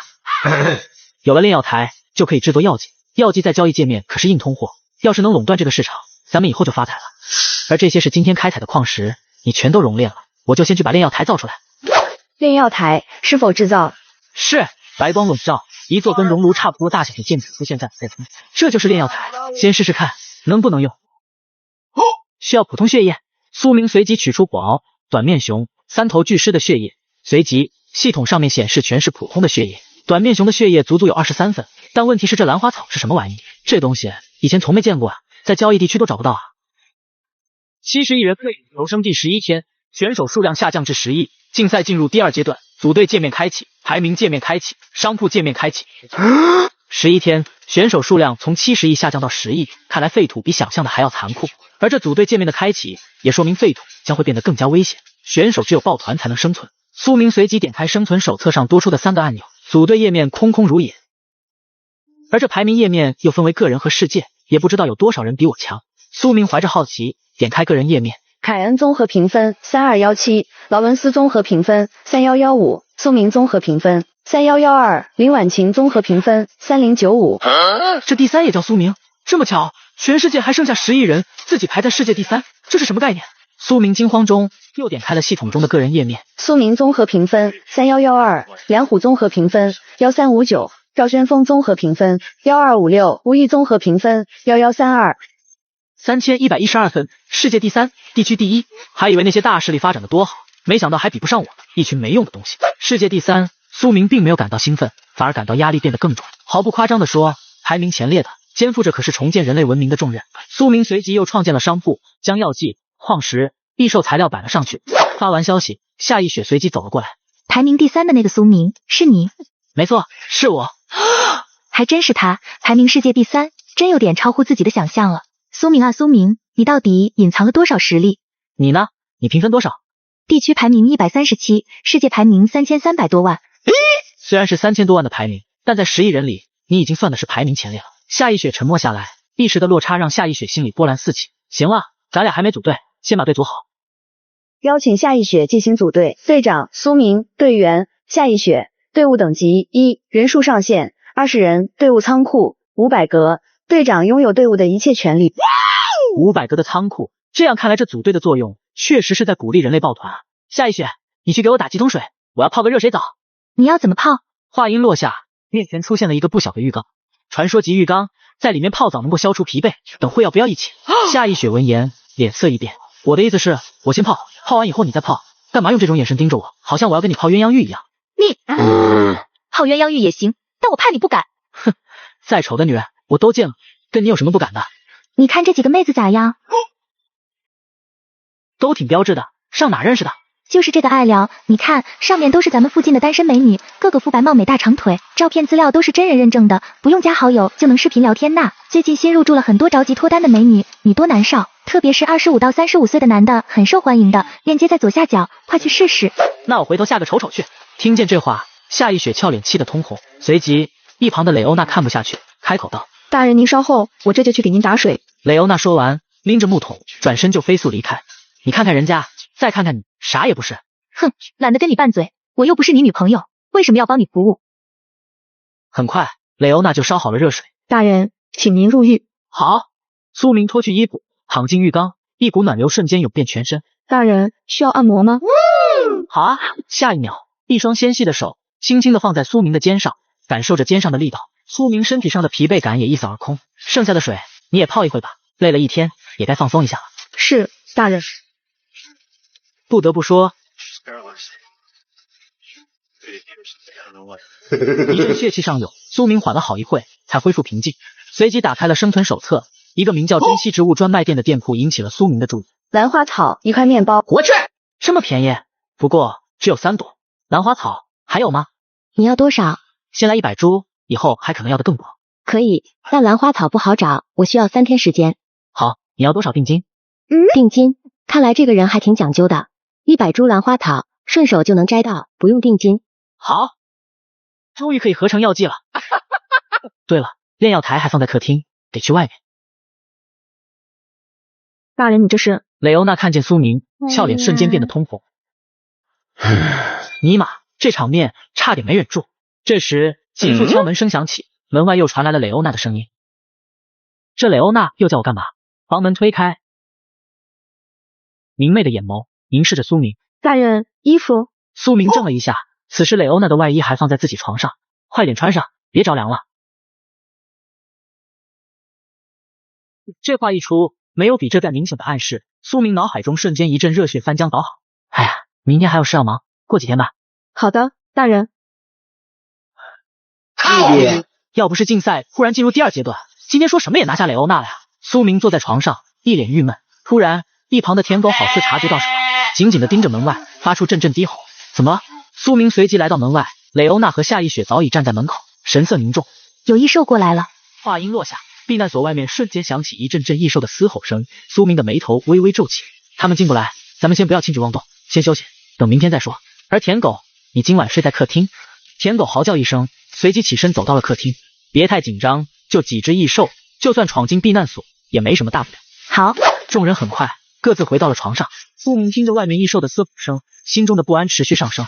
难道这就是手册上说的更加危险的生存环境？也不知道这些异兽是从哪冒出来的。苏明正寻思时，脑海忽然响起系统的提示音：生存第12天，71元费柔生第12天，奖励1龟息数，奖励2木板席梦思，奖励3铁门安全门。现在异兽就在避难所外面晃悠，升级一下大门也未尝不可。我选择奖励3安全门。铁门摇身一变成了特殊材料制成的安全门，即便是4阶异兽也难以对它产生丝毫的破坏。中间的小块屏幕还能显示避难所外面的情况。没想到这安全门还能隔音呢。外面10几头狼形异兽聚集在一起，发出阵阵嘶吼声，而现在在屋里显然都听不到了。忙完这些，苏明回到房内，又打开了生存手册。我是珍稀植物专卖店的店主，受异兽的影响，之前答应你的兰花草100株，最少延期10天。看来异兽变多不是偶然现象，而是普遍现象。这样吧，我出双倍的价格，你采到多少卖给我多少，其他人要就不要卖了。还挺有魄力的，一言为定。一言为定。第2天清晨，蕾欧娜和夏一雪如往常一样坐在沙发上吃着早饭，而苏明则来到了安全门前，透过屏幕看向外面，看着地上的爪痕，说明有异兽来过这里。突然间，一头顶着2个角的鹿形异兽出现在屏幕上。银角鹿，2阶异兽，性情暴躁，以肉为食，公的长角，母的无角，攻击方式以冲撞为主，奔跑速度极快。有鹿肉吃了，帮我记录一下我的高光时刻。哟，还是新款苹果15 Pro Max 呢，最近过得还不错哦。哪有，我这左下角除了苹果15 Pro Max， 还有华为 Mate 60 Pro 都不限量配套送的，都是官方只有到家。我这怎么显示没有了？你肯定没从苏明左下角进，只要看到视频的都能领，我的都已经发货了。现在还来得及吗？放心，都1人1份的，只要认准左下角官方加速通道，点击立即下载，挂机自动升级，苹果华为轻松拿下。那我这就去看看。我再告诉你个攻略，首充1元送648神装大礼包，上线装备上极品红武和飞剑坐骑，战力暴涨100，一天随便200，仙人一步拿取。不说了，我去追鹿了。苏明立马取出香蕉，推开安全门，看到苏明举枪，银角鹿一溜烟瞬间窜个没影。跑这么快，以我的枪法，想要打中他，基本没希望。这鹿肉而已，吃不到也无所谓了。然而，正当苏明抱怨时，银角鹿正站在不远处，一声鹿鸣，一脸挑衅着苏明。哎呦，这狗东西敢挑衅我！2声，银角鹿毫无压力地躲过了子弹。不行，这狗玩意能躲子弹，得换个方法。苏明沉思了片刻，随即脑海中浮现一道灵光。御剑术，隔空操纵1000克以下的物品，持续半分钟，冷却时间24小时。御剑术，这银角鹿的体型，心脏绝不会超过1000克，只要操纵它的心脏，它必嘎无疑。苏明心念一动，附近的物品隐约间跟苏明建立起联系。片刻，苏明意识里就出现了银角鹿之心。苏明猛地往下一转，远处银角鹿一声哀嚎，重重地砸在地上。成了！原以为御剑术是个鸡肋技能，没想到竟然是个神技。苏明咧着嘴，扛着银角鹿回到避难所。夏一雪和蕾欧娜看到一头鹿，都诧异得看着苏明。看见高兴，请你们吃鹿肉。苏明发货了，不愧是极速链接啊！鹿身上没枪伤，你是怎么抓到它的？不愧是快，一眼就看出了问题的关键。我用的是技能。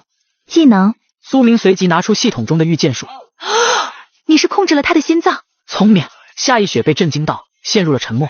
苏明也没再说什么，拿出传说级石斧，开始解剖银角鹿。获得1块新鲜的肉乘15，获得银角鹿的血液乘6，获得银角鹿的骨头乘10，获得银角鹿之心，获得银角鹿的肝脏。解剖完，苏明随即走到炼药台旁。昨天买了3株兰花草，现在刚好用上。粗糙级力量药剂，是否制造？是。获得粗糙级力量药剂1，使用后力量加5。苏明一口下去，一股暖流涌入全身。苏明紧握拳头，明显能感受到自己的力量在变大。好东西啊，要是多用几个，岂不是无敌了？苏明想到这，打开了商铺界面，一条消息忽然弹了出来。刚采到10株兰花草，要吗？看来这珍稀植物专卖店的店主效率还挺高啊。要的。获得兰花草乘10，制造粗糙力量药剂。获得粗糙级力量药剂乘5。苏明随即拿出一瓶，准备继续用掉。你无法使用此物品。无法使用？难道类似的药剂一个人只能用一次，或者说一定时间内只能用一次吗？苏明想到这，取出2瓶药剂，递给蕾欧娜和夏一雪，喝了它。是，大人。蕾欧娜没有丝毫犹豫，一饮而尽。而夏一雪在看到粗糙级力量药剂后，微微一怔。没记错的话，这强化药剂还挺珍贵的。两人喝下力量药剂后，苏明随即带着他们来到耕地附近，看着地上出现无数的脚印，夏一雪眉头微微皱起。异兽比想象中要多啊，越多越好，异兽越多，代表以后越不缺食物，这是好事。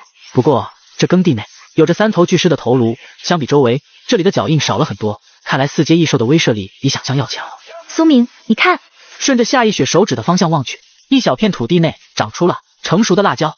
按照废土上的规律，辣椒成熟最少需要7天，而这短短1-2天，辣椒怎么会成熟？苏明走到辣椒的旁边，惊奇地发现这块土地浸染了短面熊的血液，难道说是血液中的养分滋养了种子，使它提前成熟了？苏明想到这，随即从背包里取出一瓶短面熊的血液，洒在了一旁的番茄幼芽上。仅仅片刻，番茄幼芽就以惊人的速度生长了起来。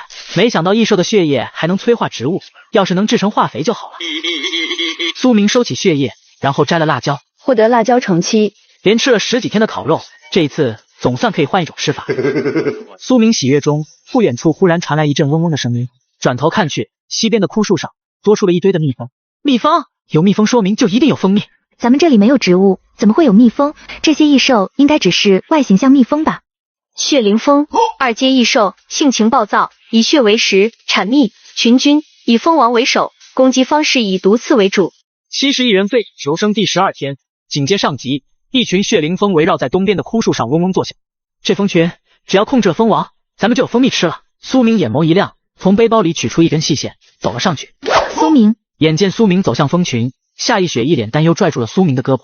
我有办法对付他们，放心。苏明很快走到了蜂群的面前，一只血灵蜂跟麻雀差不多大，嗡嗡作响盘旋在枯树上，令人望而生畏。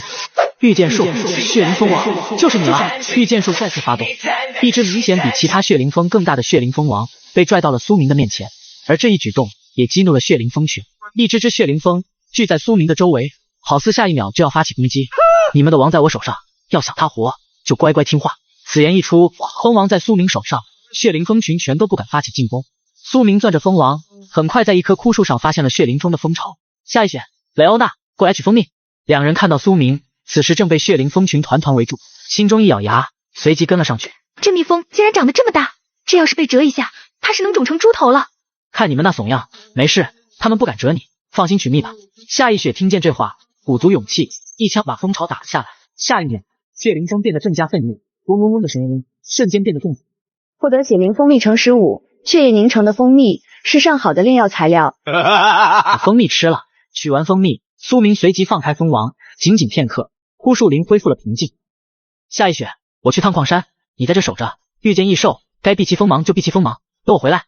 明白。蕾欧娜，你跟我一起。是，大人。蕾欧娜，上来。蕾欧娜毫不费力骑到了舔狗的背上。舔狗，走！舔狗狂奔起来，一路上，蕾欧娜紧紧贴着苏明，柔软的地方随着舔狗的奔跑上下起伏。大人。苏明听见蕾欧娜害羞的声音，内心也变得心猿意马，心扑通扑通的跳了起来。荒漠狼，2阶异兽，性情谨慎，智慧较高，以肉为食，公的体型较大，母的体型较小，攻击方式以撕咬为主，通常以族群形式生存。一群2阶异兽也敢在老子面前放肆！舔狗仰天长啸，3阶异兽的威压瞬间席卷狼群，一时变得骚乱起来。这时，一头巨狼怒吼，其他巨狼瞬间安静下来。很明显，这就是头狼了。就这样，一人一狼，目光在半空中交。这只狼群压根不是我们的对手，他们跟着到底想做什么？大人，让我骑着舔狗剿灭他们。再看看。话语落下，自然间，荒漠巨狼跟着头狼一同跪下，在枯树林前跪成一排，场面颇为壮观。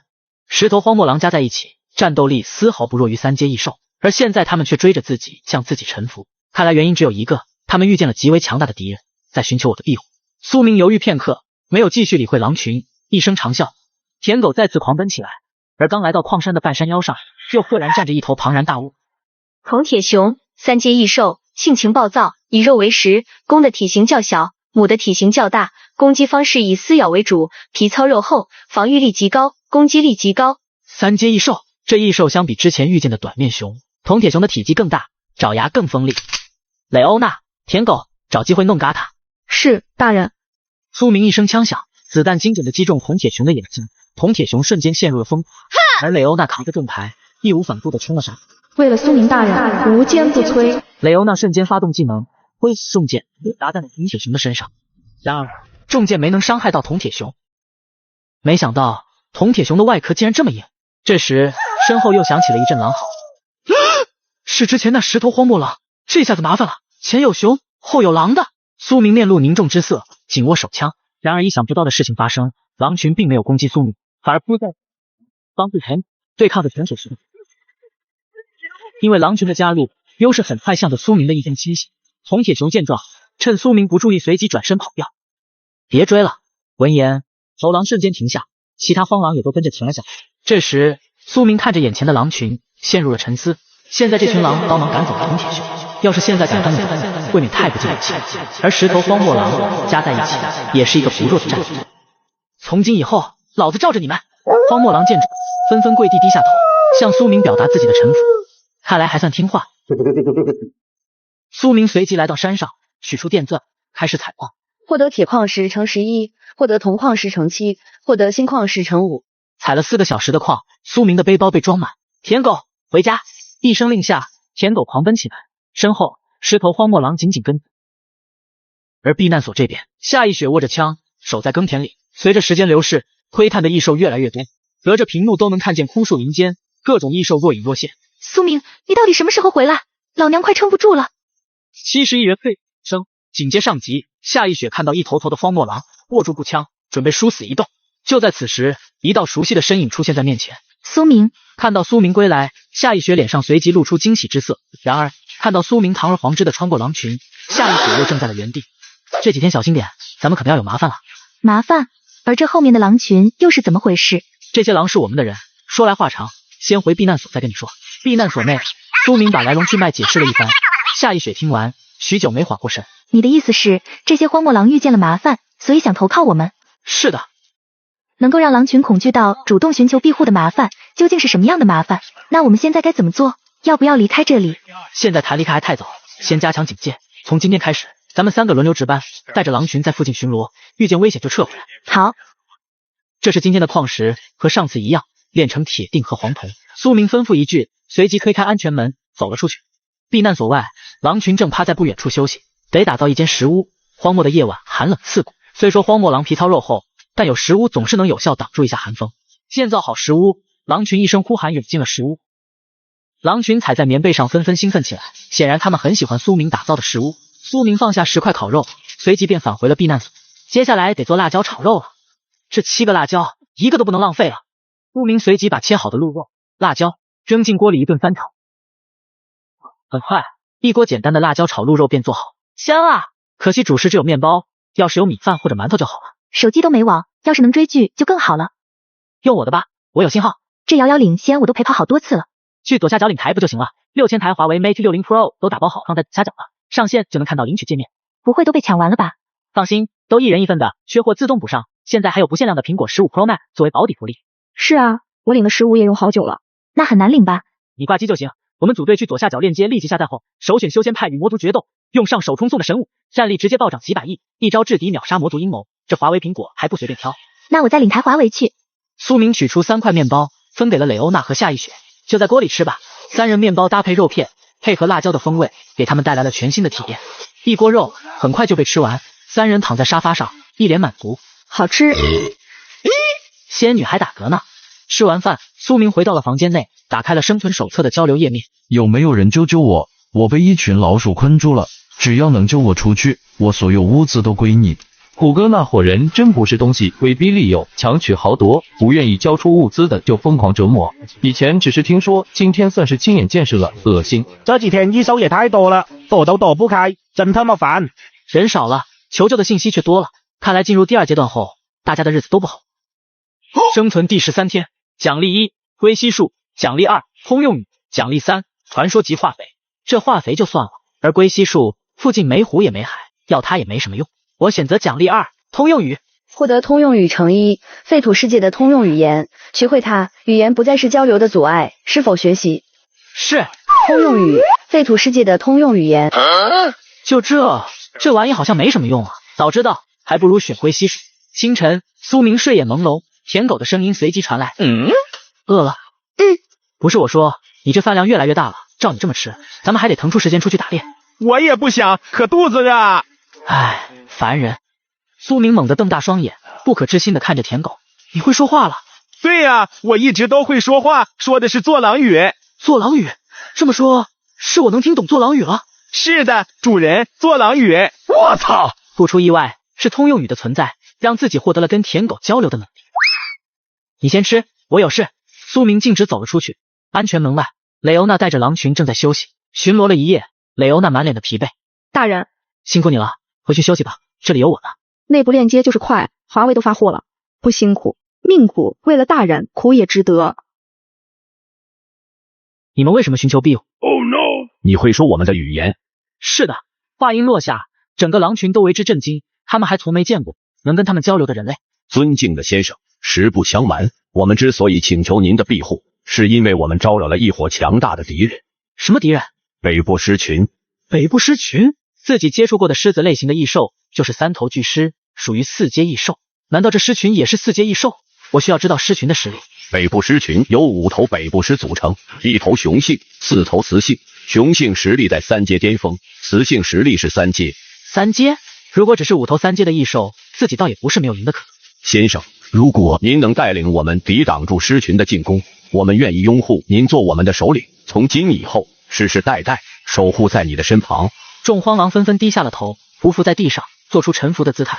荒漠狼群的请求，为了争夺领地，荒漠狼群和北部狮群结下了血海深仇。帮助荒漠狼群消灭北部狮群，你将会获得荒漠狼群的追随。既然手册都说了，帮助荒漠狼群消灭北部狮群，将会获得荒漠狼群的追随。事成以后，荒漠狼反悔的可能性应该不大。好，我答应你们。荒漠狼纷纷面露喜色，匍匐在地上，表达自己的臣服。见过首领。与此同时，某个营地，梁虎正拿着鞭子抽打着自己的手。我让你们抓人，没让你们嘎人啊！胡哥，他们死也不愿意交物资，我也没办法。没用的东西，老子没教你们吗？先打个半嘎，等缓过劲再打。你倒好，直接给打嘎了。你告诉老子，老子要一堆尸体有个屁用！71人废土生第13天，紧接上集，梁虎愤怒抽着鞭子打在瘦弱男人中。没用的东西，来人，给他拖出去！话音落下，2个瘦弱男人瑟瑟发抖拖起地上的男人。真他妈废物！梁虎一顿咒骂，取出一块面包，狼吞虎咽起来。身后身材火辣的36弟看着他手里的面包，不停地吞咽着口水。梁虎的营地很大，人也很多，但食物却很少，只有梁虎和他的护卫队能填饱肚子。进！话音落下，又一个类似思聪的枯瘦男人走了进来。胡哥，袁俊他们不见了。袁俊啊，对，就是他。切，不见就不见了，不缺这么几个人。但是胡哥，他们失踪的方向可是在南边。南边是发现盐矿的方向啊，对，就是盐矿的方向。没用的东西，你带2个机灵点的去南边看看，探明情况就撤回来。是。这边避难所附近的耕地内，苏明看着滴下了血液的几株番茄，竟然长出了果实。获得番茄橙酒，苏明塞进嘴里，瞬间番茄的汁液流淌起来，浓浓的番茄味道席卷味蕾，舒服。整整13天，第一次吃到新鲜的蔬果。苏明随即又取出2枚番茄，分别递给蕾欧娜和夏逸雪。刚摘的，尝尝。好吃，别看这番茄还是青色的，好像没成熟，吃起来却是风味十足呢。从今天开始，咱仨每天1个番茄，等吃完了，新一批番茄刚好成熟。苏明又从背包里取出一批新买的种子，种了下去。很快，耕地里就被种满了蔬果，番茄、辣椒都已经成熟，剩下的南瓜、白菜、黄瓜离成熟也不远了。主人，怎么？我能感觉到狮群正在接近。没想到竟然来得这么快，1头3阶巅峰，4头3阶。蕾欧娜和舔狗跟狼群能对付3头，自己和夏一雪也对付1头，这样的话就只剩下1头雌狮。苏明眉头紧皱，陷入了沉思。对了，血灵风，他们可是2阶异兽，论实力丝毫不弱于任何1头3阶异兽。苏明顺着记忆中的方向来到血灵蜂巢附近，看着血灵蜂王正被自己制作的小型木屋困住。可恶的人类，想要自由吗？当然想要，但我知道你不会放了我。可以放了你，但你的蜂群得帮我杀1头北部狮子，我再给你1瓶3阶异兽的血液。成年的北部狮是3阶，我们帮你杀死1头3阶的异兽，却只能获得1瓶血液，我们图什么？说的好像有道理啊！一时间，苏明无言以对，沉默了片刻。这样，北部狮的血液全给你们，除此之外，我再给你1瓶4阶异兽的血液。4阶异兽的血液，如果自己得到4阶异兽的血液，自己说不定有机会晋级3阶。好，我答应你。特殊事件：血灵蜂王的交易。血灵蜂王希望能用蜂群的一次拼死搏杀，换取自由与血液。又触发特殊事件，看来又有生存手册做保障了。好，我答应你，只要蜂群杀死1头北部狮，我就给你自由。说完，苏明从背包里取出1瓶3头巨狮的血液，放进蜂巢，随即离开枯树林，回到耕地，召集蕾欧娜、夏一雪、二狗子和狼群。到时候，二狗子对付雄狮，蕾欧娜、狼群、蜂群各对付1头雌狮，而夏一雪，你和我对付1头雌狮。你们实在打不过，就把他们往陷阱的位置移，等其他人支援。明白，主人。忽然间，舔狗猛地转头，看向了某个方向。有情况！枯树林里，刘正对上舔狗的眼神，心里猛地一跳，不好，快跑！另外2人见到这一幕，二话不说，也拔腿就跑。而不等他们跑到2分半，整个狼群就已经把他们团团围堵了起来。该死！刘正看着面前凶狠的荒漠狼，脸上露出绝望之色。然而，出乎意料的是，狼群并没有上前进攻。这是什么情况？不远处，一道身影缓缓的接近，群狼纷纷低头向他表示臣服。刘正看着面前出现的人影，瞳孔一缩，脸上满是不可思议之色。是他？难道这个男人是狼群的首领？一个看上去平平无奇的年轻男人，会是强大狼群的首领？大佬，我们只是路过。我问你了吗？死亡的阴影笼罩下，让刘正不敢说一句话，身体瑟瑟发抖。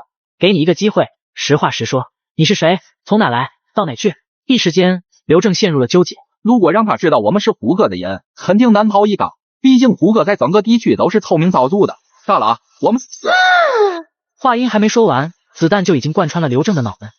71人类谋生第13天，紧接上集，看到被一枪爆头的刘正，另外2人被吓得双腿一软，直接瘫在了地上。饶命啊，大佬！告诉我，你们是谁？从哪来？到哪去？我叫刘死，李道从北边来了，那里有个营地，老大叫梁虎，我们都叫他虎哥。又是虎哥，短短2、3天已经派了2拨人到自己这来，真当自己是好欺负的了。他派你们来做什么？前天还是昨天，我们营地有3个人在这边失踪了，虎哥派我们来看看到底什么情况。那3个人很重要吗？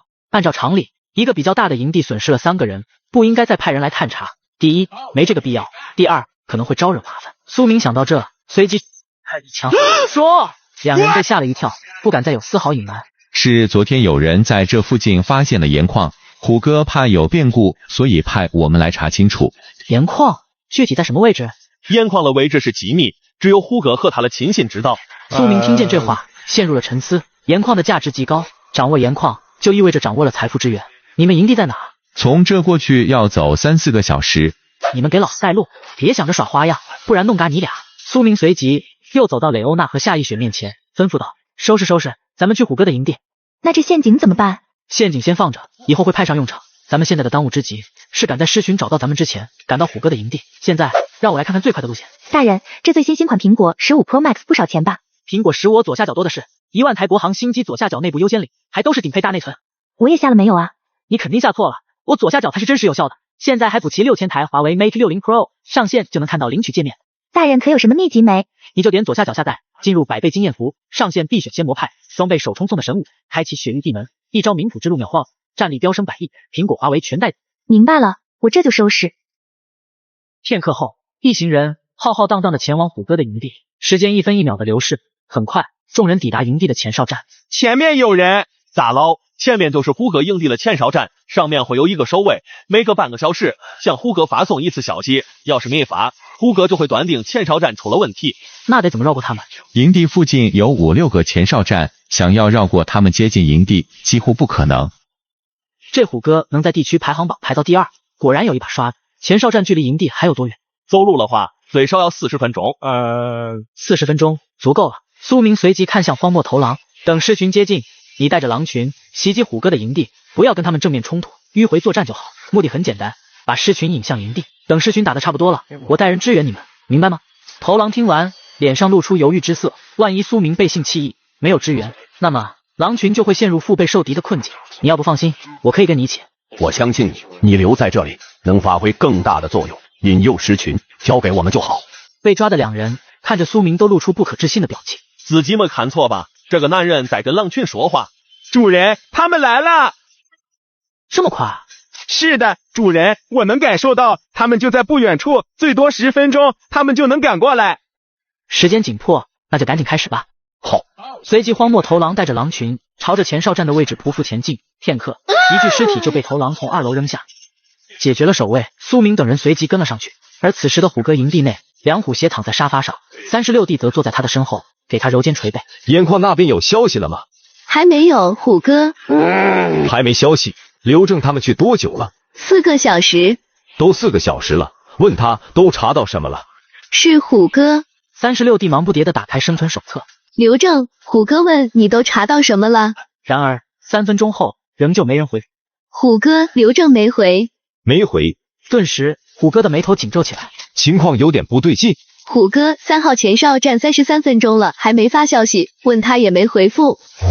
该死，33分钟还没发信息，3号前哨站肯定出问题了。梁虎取出猎枪，走出避难所，朝天上猛开一枪。都他妈给老子滚过来！此时，周围正在干活的人忙不迭地凑了过来，不敢有丝毫怠慢。胡哥，给我拿上你们的家伙，上城墙！众人听见这话，面面相觑。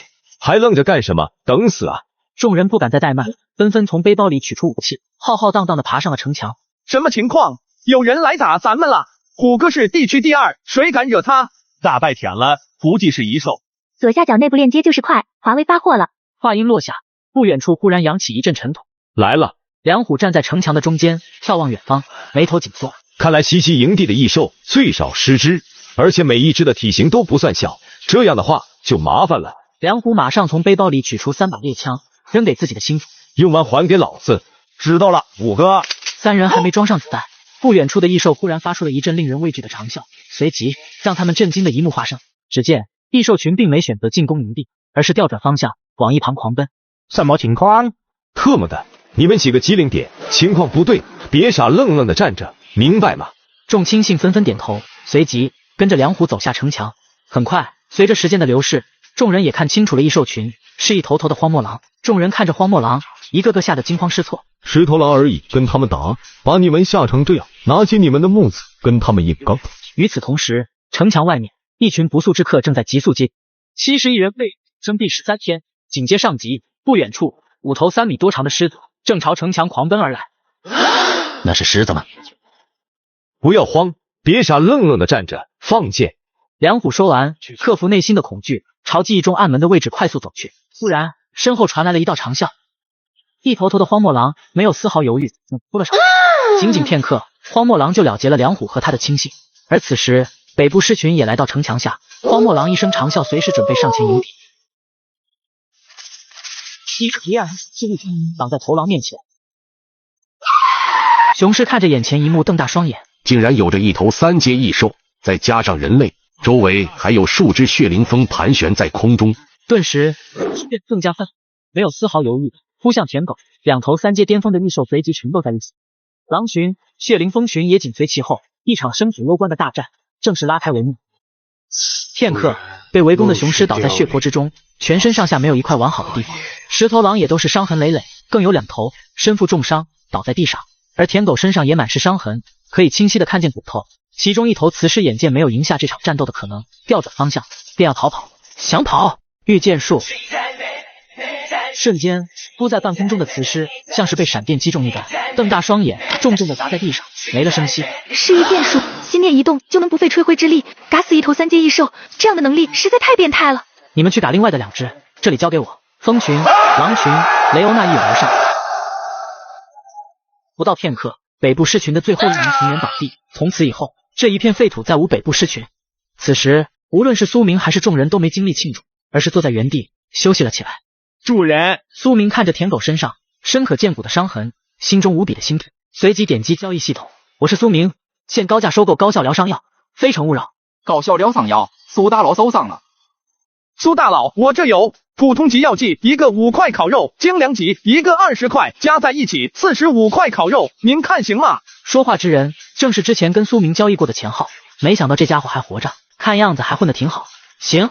获得普通级恢复药剂乘5，使用后状态加10；精良级恢复药剂乘1，使用后状态加50。喝下去。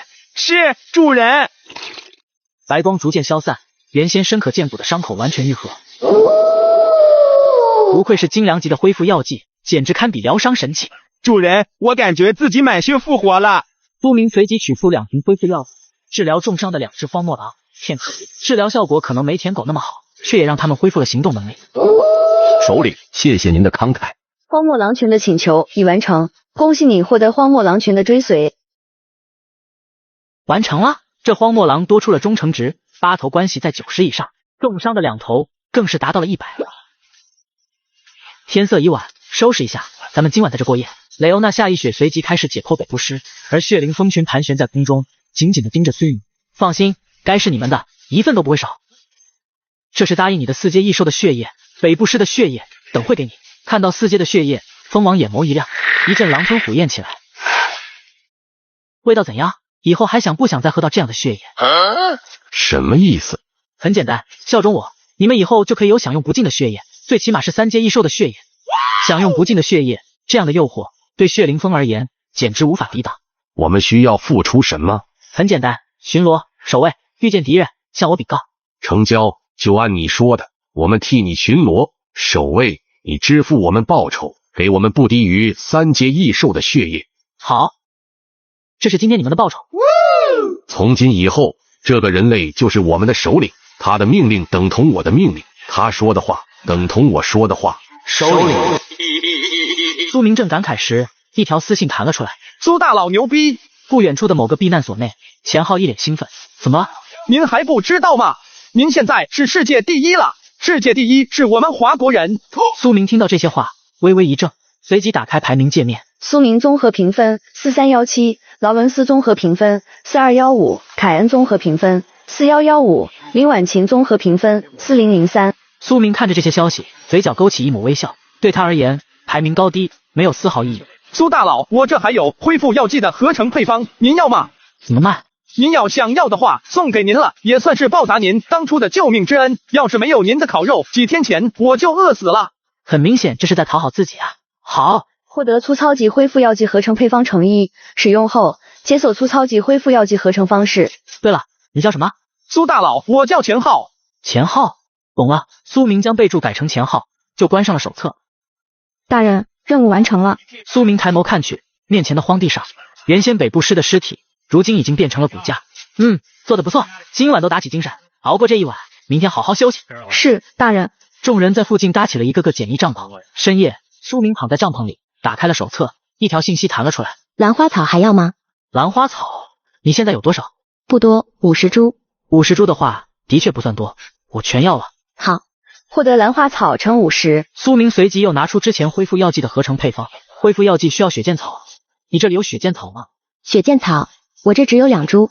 怎么卖？不卖。我可以加钱。血剑草可以疗伤，我自己要用，加多少钱都没用。切，2株血剑草，1块烤肉。血剑草的实际价值不高，1块烤肉差不多可以买10株，而这个家伙连市场价都没看，就给了自己1块烤肉的报价，他到底是有多土豪？实话告诉你吧，1块烤肉可以买10株血剑草。闻言，苏明在商铺界面搜索起了血剑草，10株血剑草为1组，而整个界面血剑草加在一起都不到10组。以后你遇见血剑草也可以摘了，我照单全收。一言为定。约定达成。苏明关上了手册，开始继续养神。随即，系统的提示声响起：71人废求生第14天，奖励1，归西术；奖励2，粗糙级契约；奖励3，传说级化肥合成配方。这归西术看着没什么用，直接 pass。而这粗糙级契约现在也用不到，我选择奖励3，传说级化肥配方。获得传说级化肥合成配方乘1，使用后解锁传说级化肥合成方式。传说级化肥需要精良血液。精良血液是三阶异兽的血液吗？苏明看着配方，取出三阶异兽的血液，系统随即显示1变成了0，还真是血赚啊！我现在有大把的三阶血液可以炼制。苏明收起激动的心，闭上了双眼。第二天清晨，苏明走出帐篷，夏一雪和蕾欧娜聚在一起吃着早餐，而狼群和舔狗则眼巴巴地看着苏明。主人，看着眼前的一幕，苏明心领神会，取出23块烤肉放在了地上。荒漠狼每头2块烤肉，而舔狗你3块烤肉。谢谢首领。仅仅片刻，23块烤肉就被他们完全消灭不见。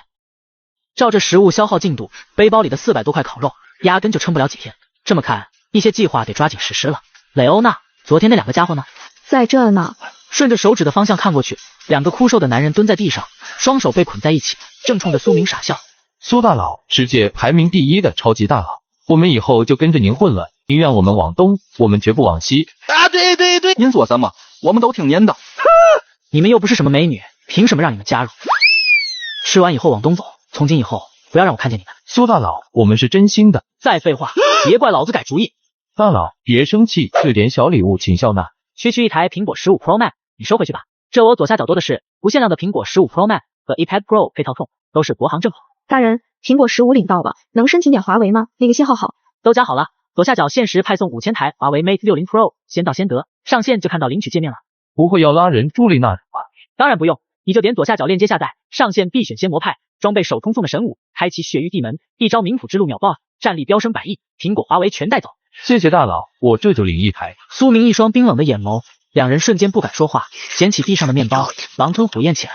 而另一边，众人吃饱喝足，随即踏上了返回避难所的路程。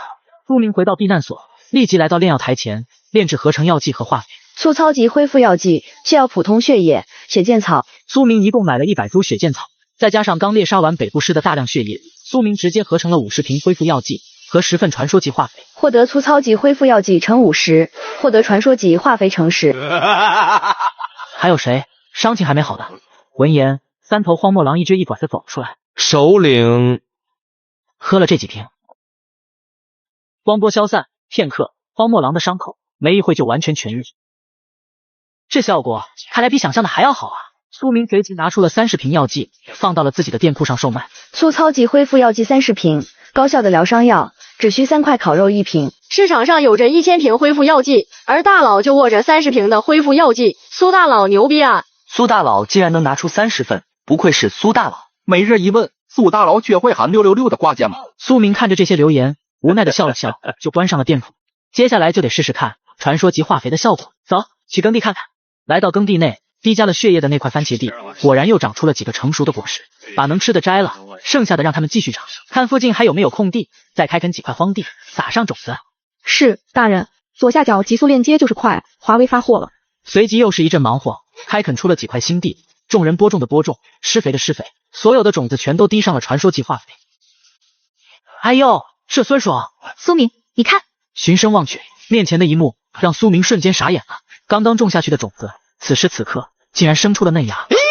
这自己前脚刚种下去，一回头连芽都发了。这样看，最多一天，这些种子就能结出鲜嫩的果实了。夏一雪，今天你就留在这里，好好看着耕地，不要出什么意外。好。现在距离日落还剩下一点时间，看来得跟蕾欧娜练习一下剑术了。蕾欧娜，不用留手，用你的全部实力跟我打一场。大人，这你不用多说什么，我就想知道我跟你到底有多大差距。好吧，大人。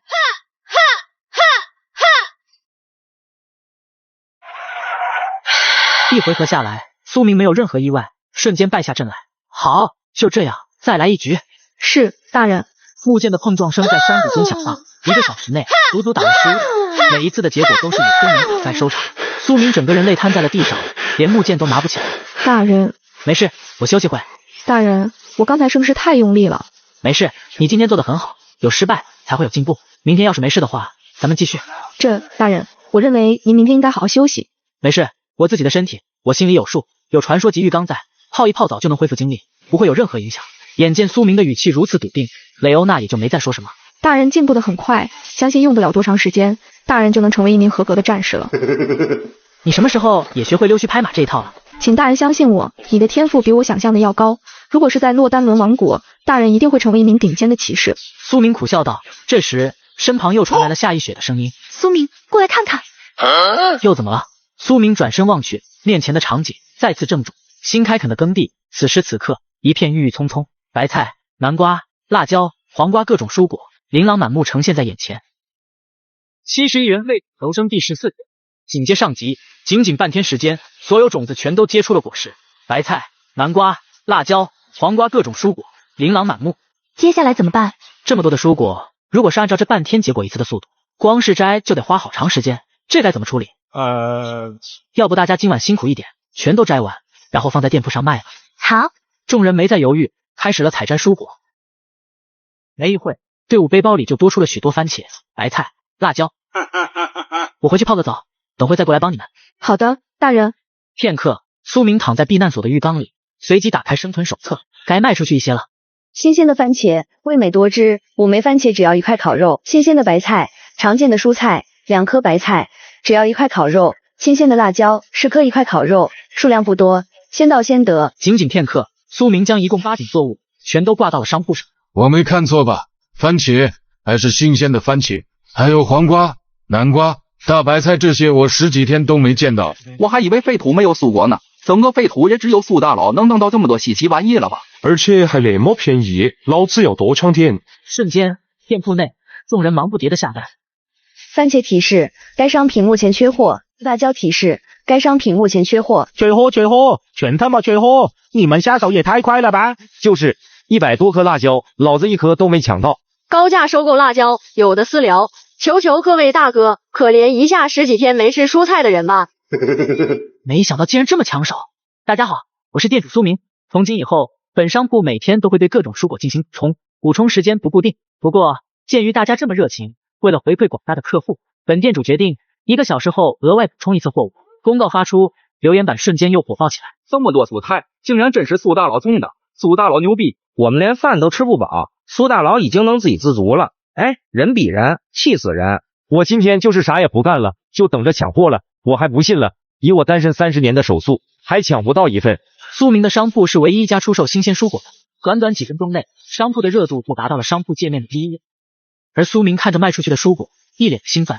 番茄卖出去450枚，辣椒卖出去700多颗，而白菜卖出去90多颗，短短1个小时，竟赚了300块烤肉，加上背包里的烤肉，一共就有600多块。毫不夸张地说，只要专心打理农场，就能在废土上活得很滋润。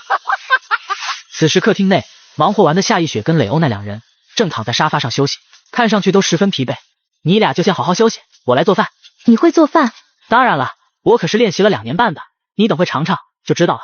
苏明取出烤肉，随即将各种蔬果、辣椒、鲜花椒一块倒入铁锅，一顿输出。不一会，蜂蜜西红柿、青椒肉丝、蒸南瓜、清炒黄瓜、肉片炖白菜、回锅肉全部出锅。而夏一雪看着一桌丰盛的饭菜，顿时哽咽。原先如此平常的东西，如今看来，在废土上竟是如此的珍贵。看着干什么？快过来吃啊！这顿饭太美味了，让我想起了曾经的生活，曾经的家。不得不说，要是有米饭就更好了。米饭，可惜这里不适合种植水稻啊。谁说不适合？改天就试一试，关键得找到稻苗。实在不行，买点小麦种子，种点小麦，既能做馒头，也能做面包。有道理。3人一边吃饭，一边闲聊。吃饱喝足，苏明取出烤肉，放在二狗子的面前，又推开安全门，给狼群分发烤肉。方才回到房间，打开生存手册的聊天界面。兄弟们，我家附近好像出现了一个遗迹，大晚上的还发光，有没有兄弟知道？发光的遗迹，我家附近也有一个。同问，大湾上发光，可以啊，天然路灯，你赚了。赚个屁，这么亮，10几公里外都能看见，我这一天天心惊胆战的，谁知道怎么能让它不发光？发光的遗迹，今早回避难所的路上，自己好像也看到了一个发光的光源，看来明早得看看遗迹到底是什么情况，要是不危险的话，再去找一下那个光源。苏明关上生存手册，闭上双眼，时间流逝，新的一天很快到来，系统提示音随即准时响起。71人会投生第15天，奖励1号仿真人，奖励2普通级契约，奖励3云铁重剑。又是难以抉择的一天，这仿真人应该是机器人一类的玩意，我选择奖励1仿真人。获得1号仿真人，斯塔工业设计并量产的第1款仿真人。缺点：战斗力弱，人工智能不完善，优点：长续航，价格便宜。瞬间，一个将近2米高的壮汉出现在了苏明的面前。主人您好，我是您购买的1号仿真人，编号0526。接下来，请允许我做一个简单的自我介绍。我由斯塔工业设计并生产，身高数据198毫米，体重数据250。听着他的描述，他的战斗能力仅仅相当于一个普通的成年男性，全身上下没有配备任何武器，主要作用就是从事体力劳动。主人，接下来请您为我命名。命名？你编号是0526，那就叫你0526吧。是，主人，编号0526的1号仿真人已被命名为0526。一旁，苏明则上下打量着0526。不得不说，01号仿真人外观和真人还真没什么区别。那个斯塔工业还挺厉害的，能生产出这么逼真的机器人，就是不知道以后还有没有02号、03号仿真人。清晨，雷欧娜和夏意雪一如既往坐在沙发上吃着早餐。昨天忙了这么久，今天也没多睡一会。等会还有事要忙呢。什么事？耕地那边还需要打理呢。对啊，施加了传说级化肥的作物，生长周期从7天变成了半天，意味着必须有人守在农场，不然果子成熟过头就会烂在地里，造成极大的浪费。耕地那边我会派人过去打理。你和蕾欧娜好好休息休息，等会陪我出去办件事。你好，哪位？苏明您好，您在左下角给粉丝送的限量5000台的华为 Mate 60 Pro 已经全部发布成功了，发货名单已经发您手机上了。这么快的吗？那就再加5000台华为 Mate 60 Pro， 我很多粉丝都还没拿到，不限量的 iPhone 15也要一直放在左下角。你左下角还可以拿华为 Mate 60 Pro 啊？对啊，你点我左下角拉到底部，进入就能看到领取界面了，都是顶配的国行正品，还给你包邮到家呢。我昨天又领了一部，可以给你用。没事，我自己去领。你哪来的人？夏意雪顺着苏明的目光望去，一个将近2米高的壮汉正傻愣愣地站在原地。不对，这看上去似乎不像是人，这难道是机器人？还挺聪明的。对，是机器人，准确的说，这叫仿真人。仿真人？这苏明的房间里怎么总能冒出一些稀奇古怪的东西？之前的蕾欧娜也是一觉醒来就毫无征兆就出现了。让他打理耕地能行吗？要知道，耕地1天的产出等于600块烤肉。这些烤肉放在百人的大势力那里，也是一笔极为珍贵的财富。不试试怎么能知道？相比打理耕地，你有更重要的事要做。就算仿真人没那么好用，也比把你禁锢在那1亩3分地好得多。看来自己还挺受重视的。好，我听你的，你说吧，什么重要的事？梁虎的人说过，咱们避难所附近藏着一处盐矿，接下来咱们的任务就是找到它。这个时候，谁能掌握盐矿，就等于握住了一座金山。盐矿？那什么时候出发？现在0526启动1号程序。已启动1号程序，指令采摘果实、除草、浇水。0526随即走向耕地，忙活了起来。采摘的动作很轻柔，识别到未成熟的果实会自动留下，遇见杂草还会自动清除。这一系列动作看来比自己想象的还要好。不过0526没有任何的战斗能力，得分出5头荒漠狼守在这里。苏明随即分配5头荒漠狼，加上血灵蜂群守卫农场，随即众人则朝北边出发寻找盐矿。一行人搜索了半个多小时，突然夏意雪指着某个方向，你们看，那是什么？转头看去，不远处隐隐约约中有着淡蓝色的光芒。难道这就是昨天交流界面提到发光的遗迹？走，过去看看。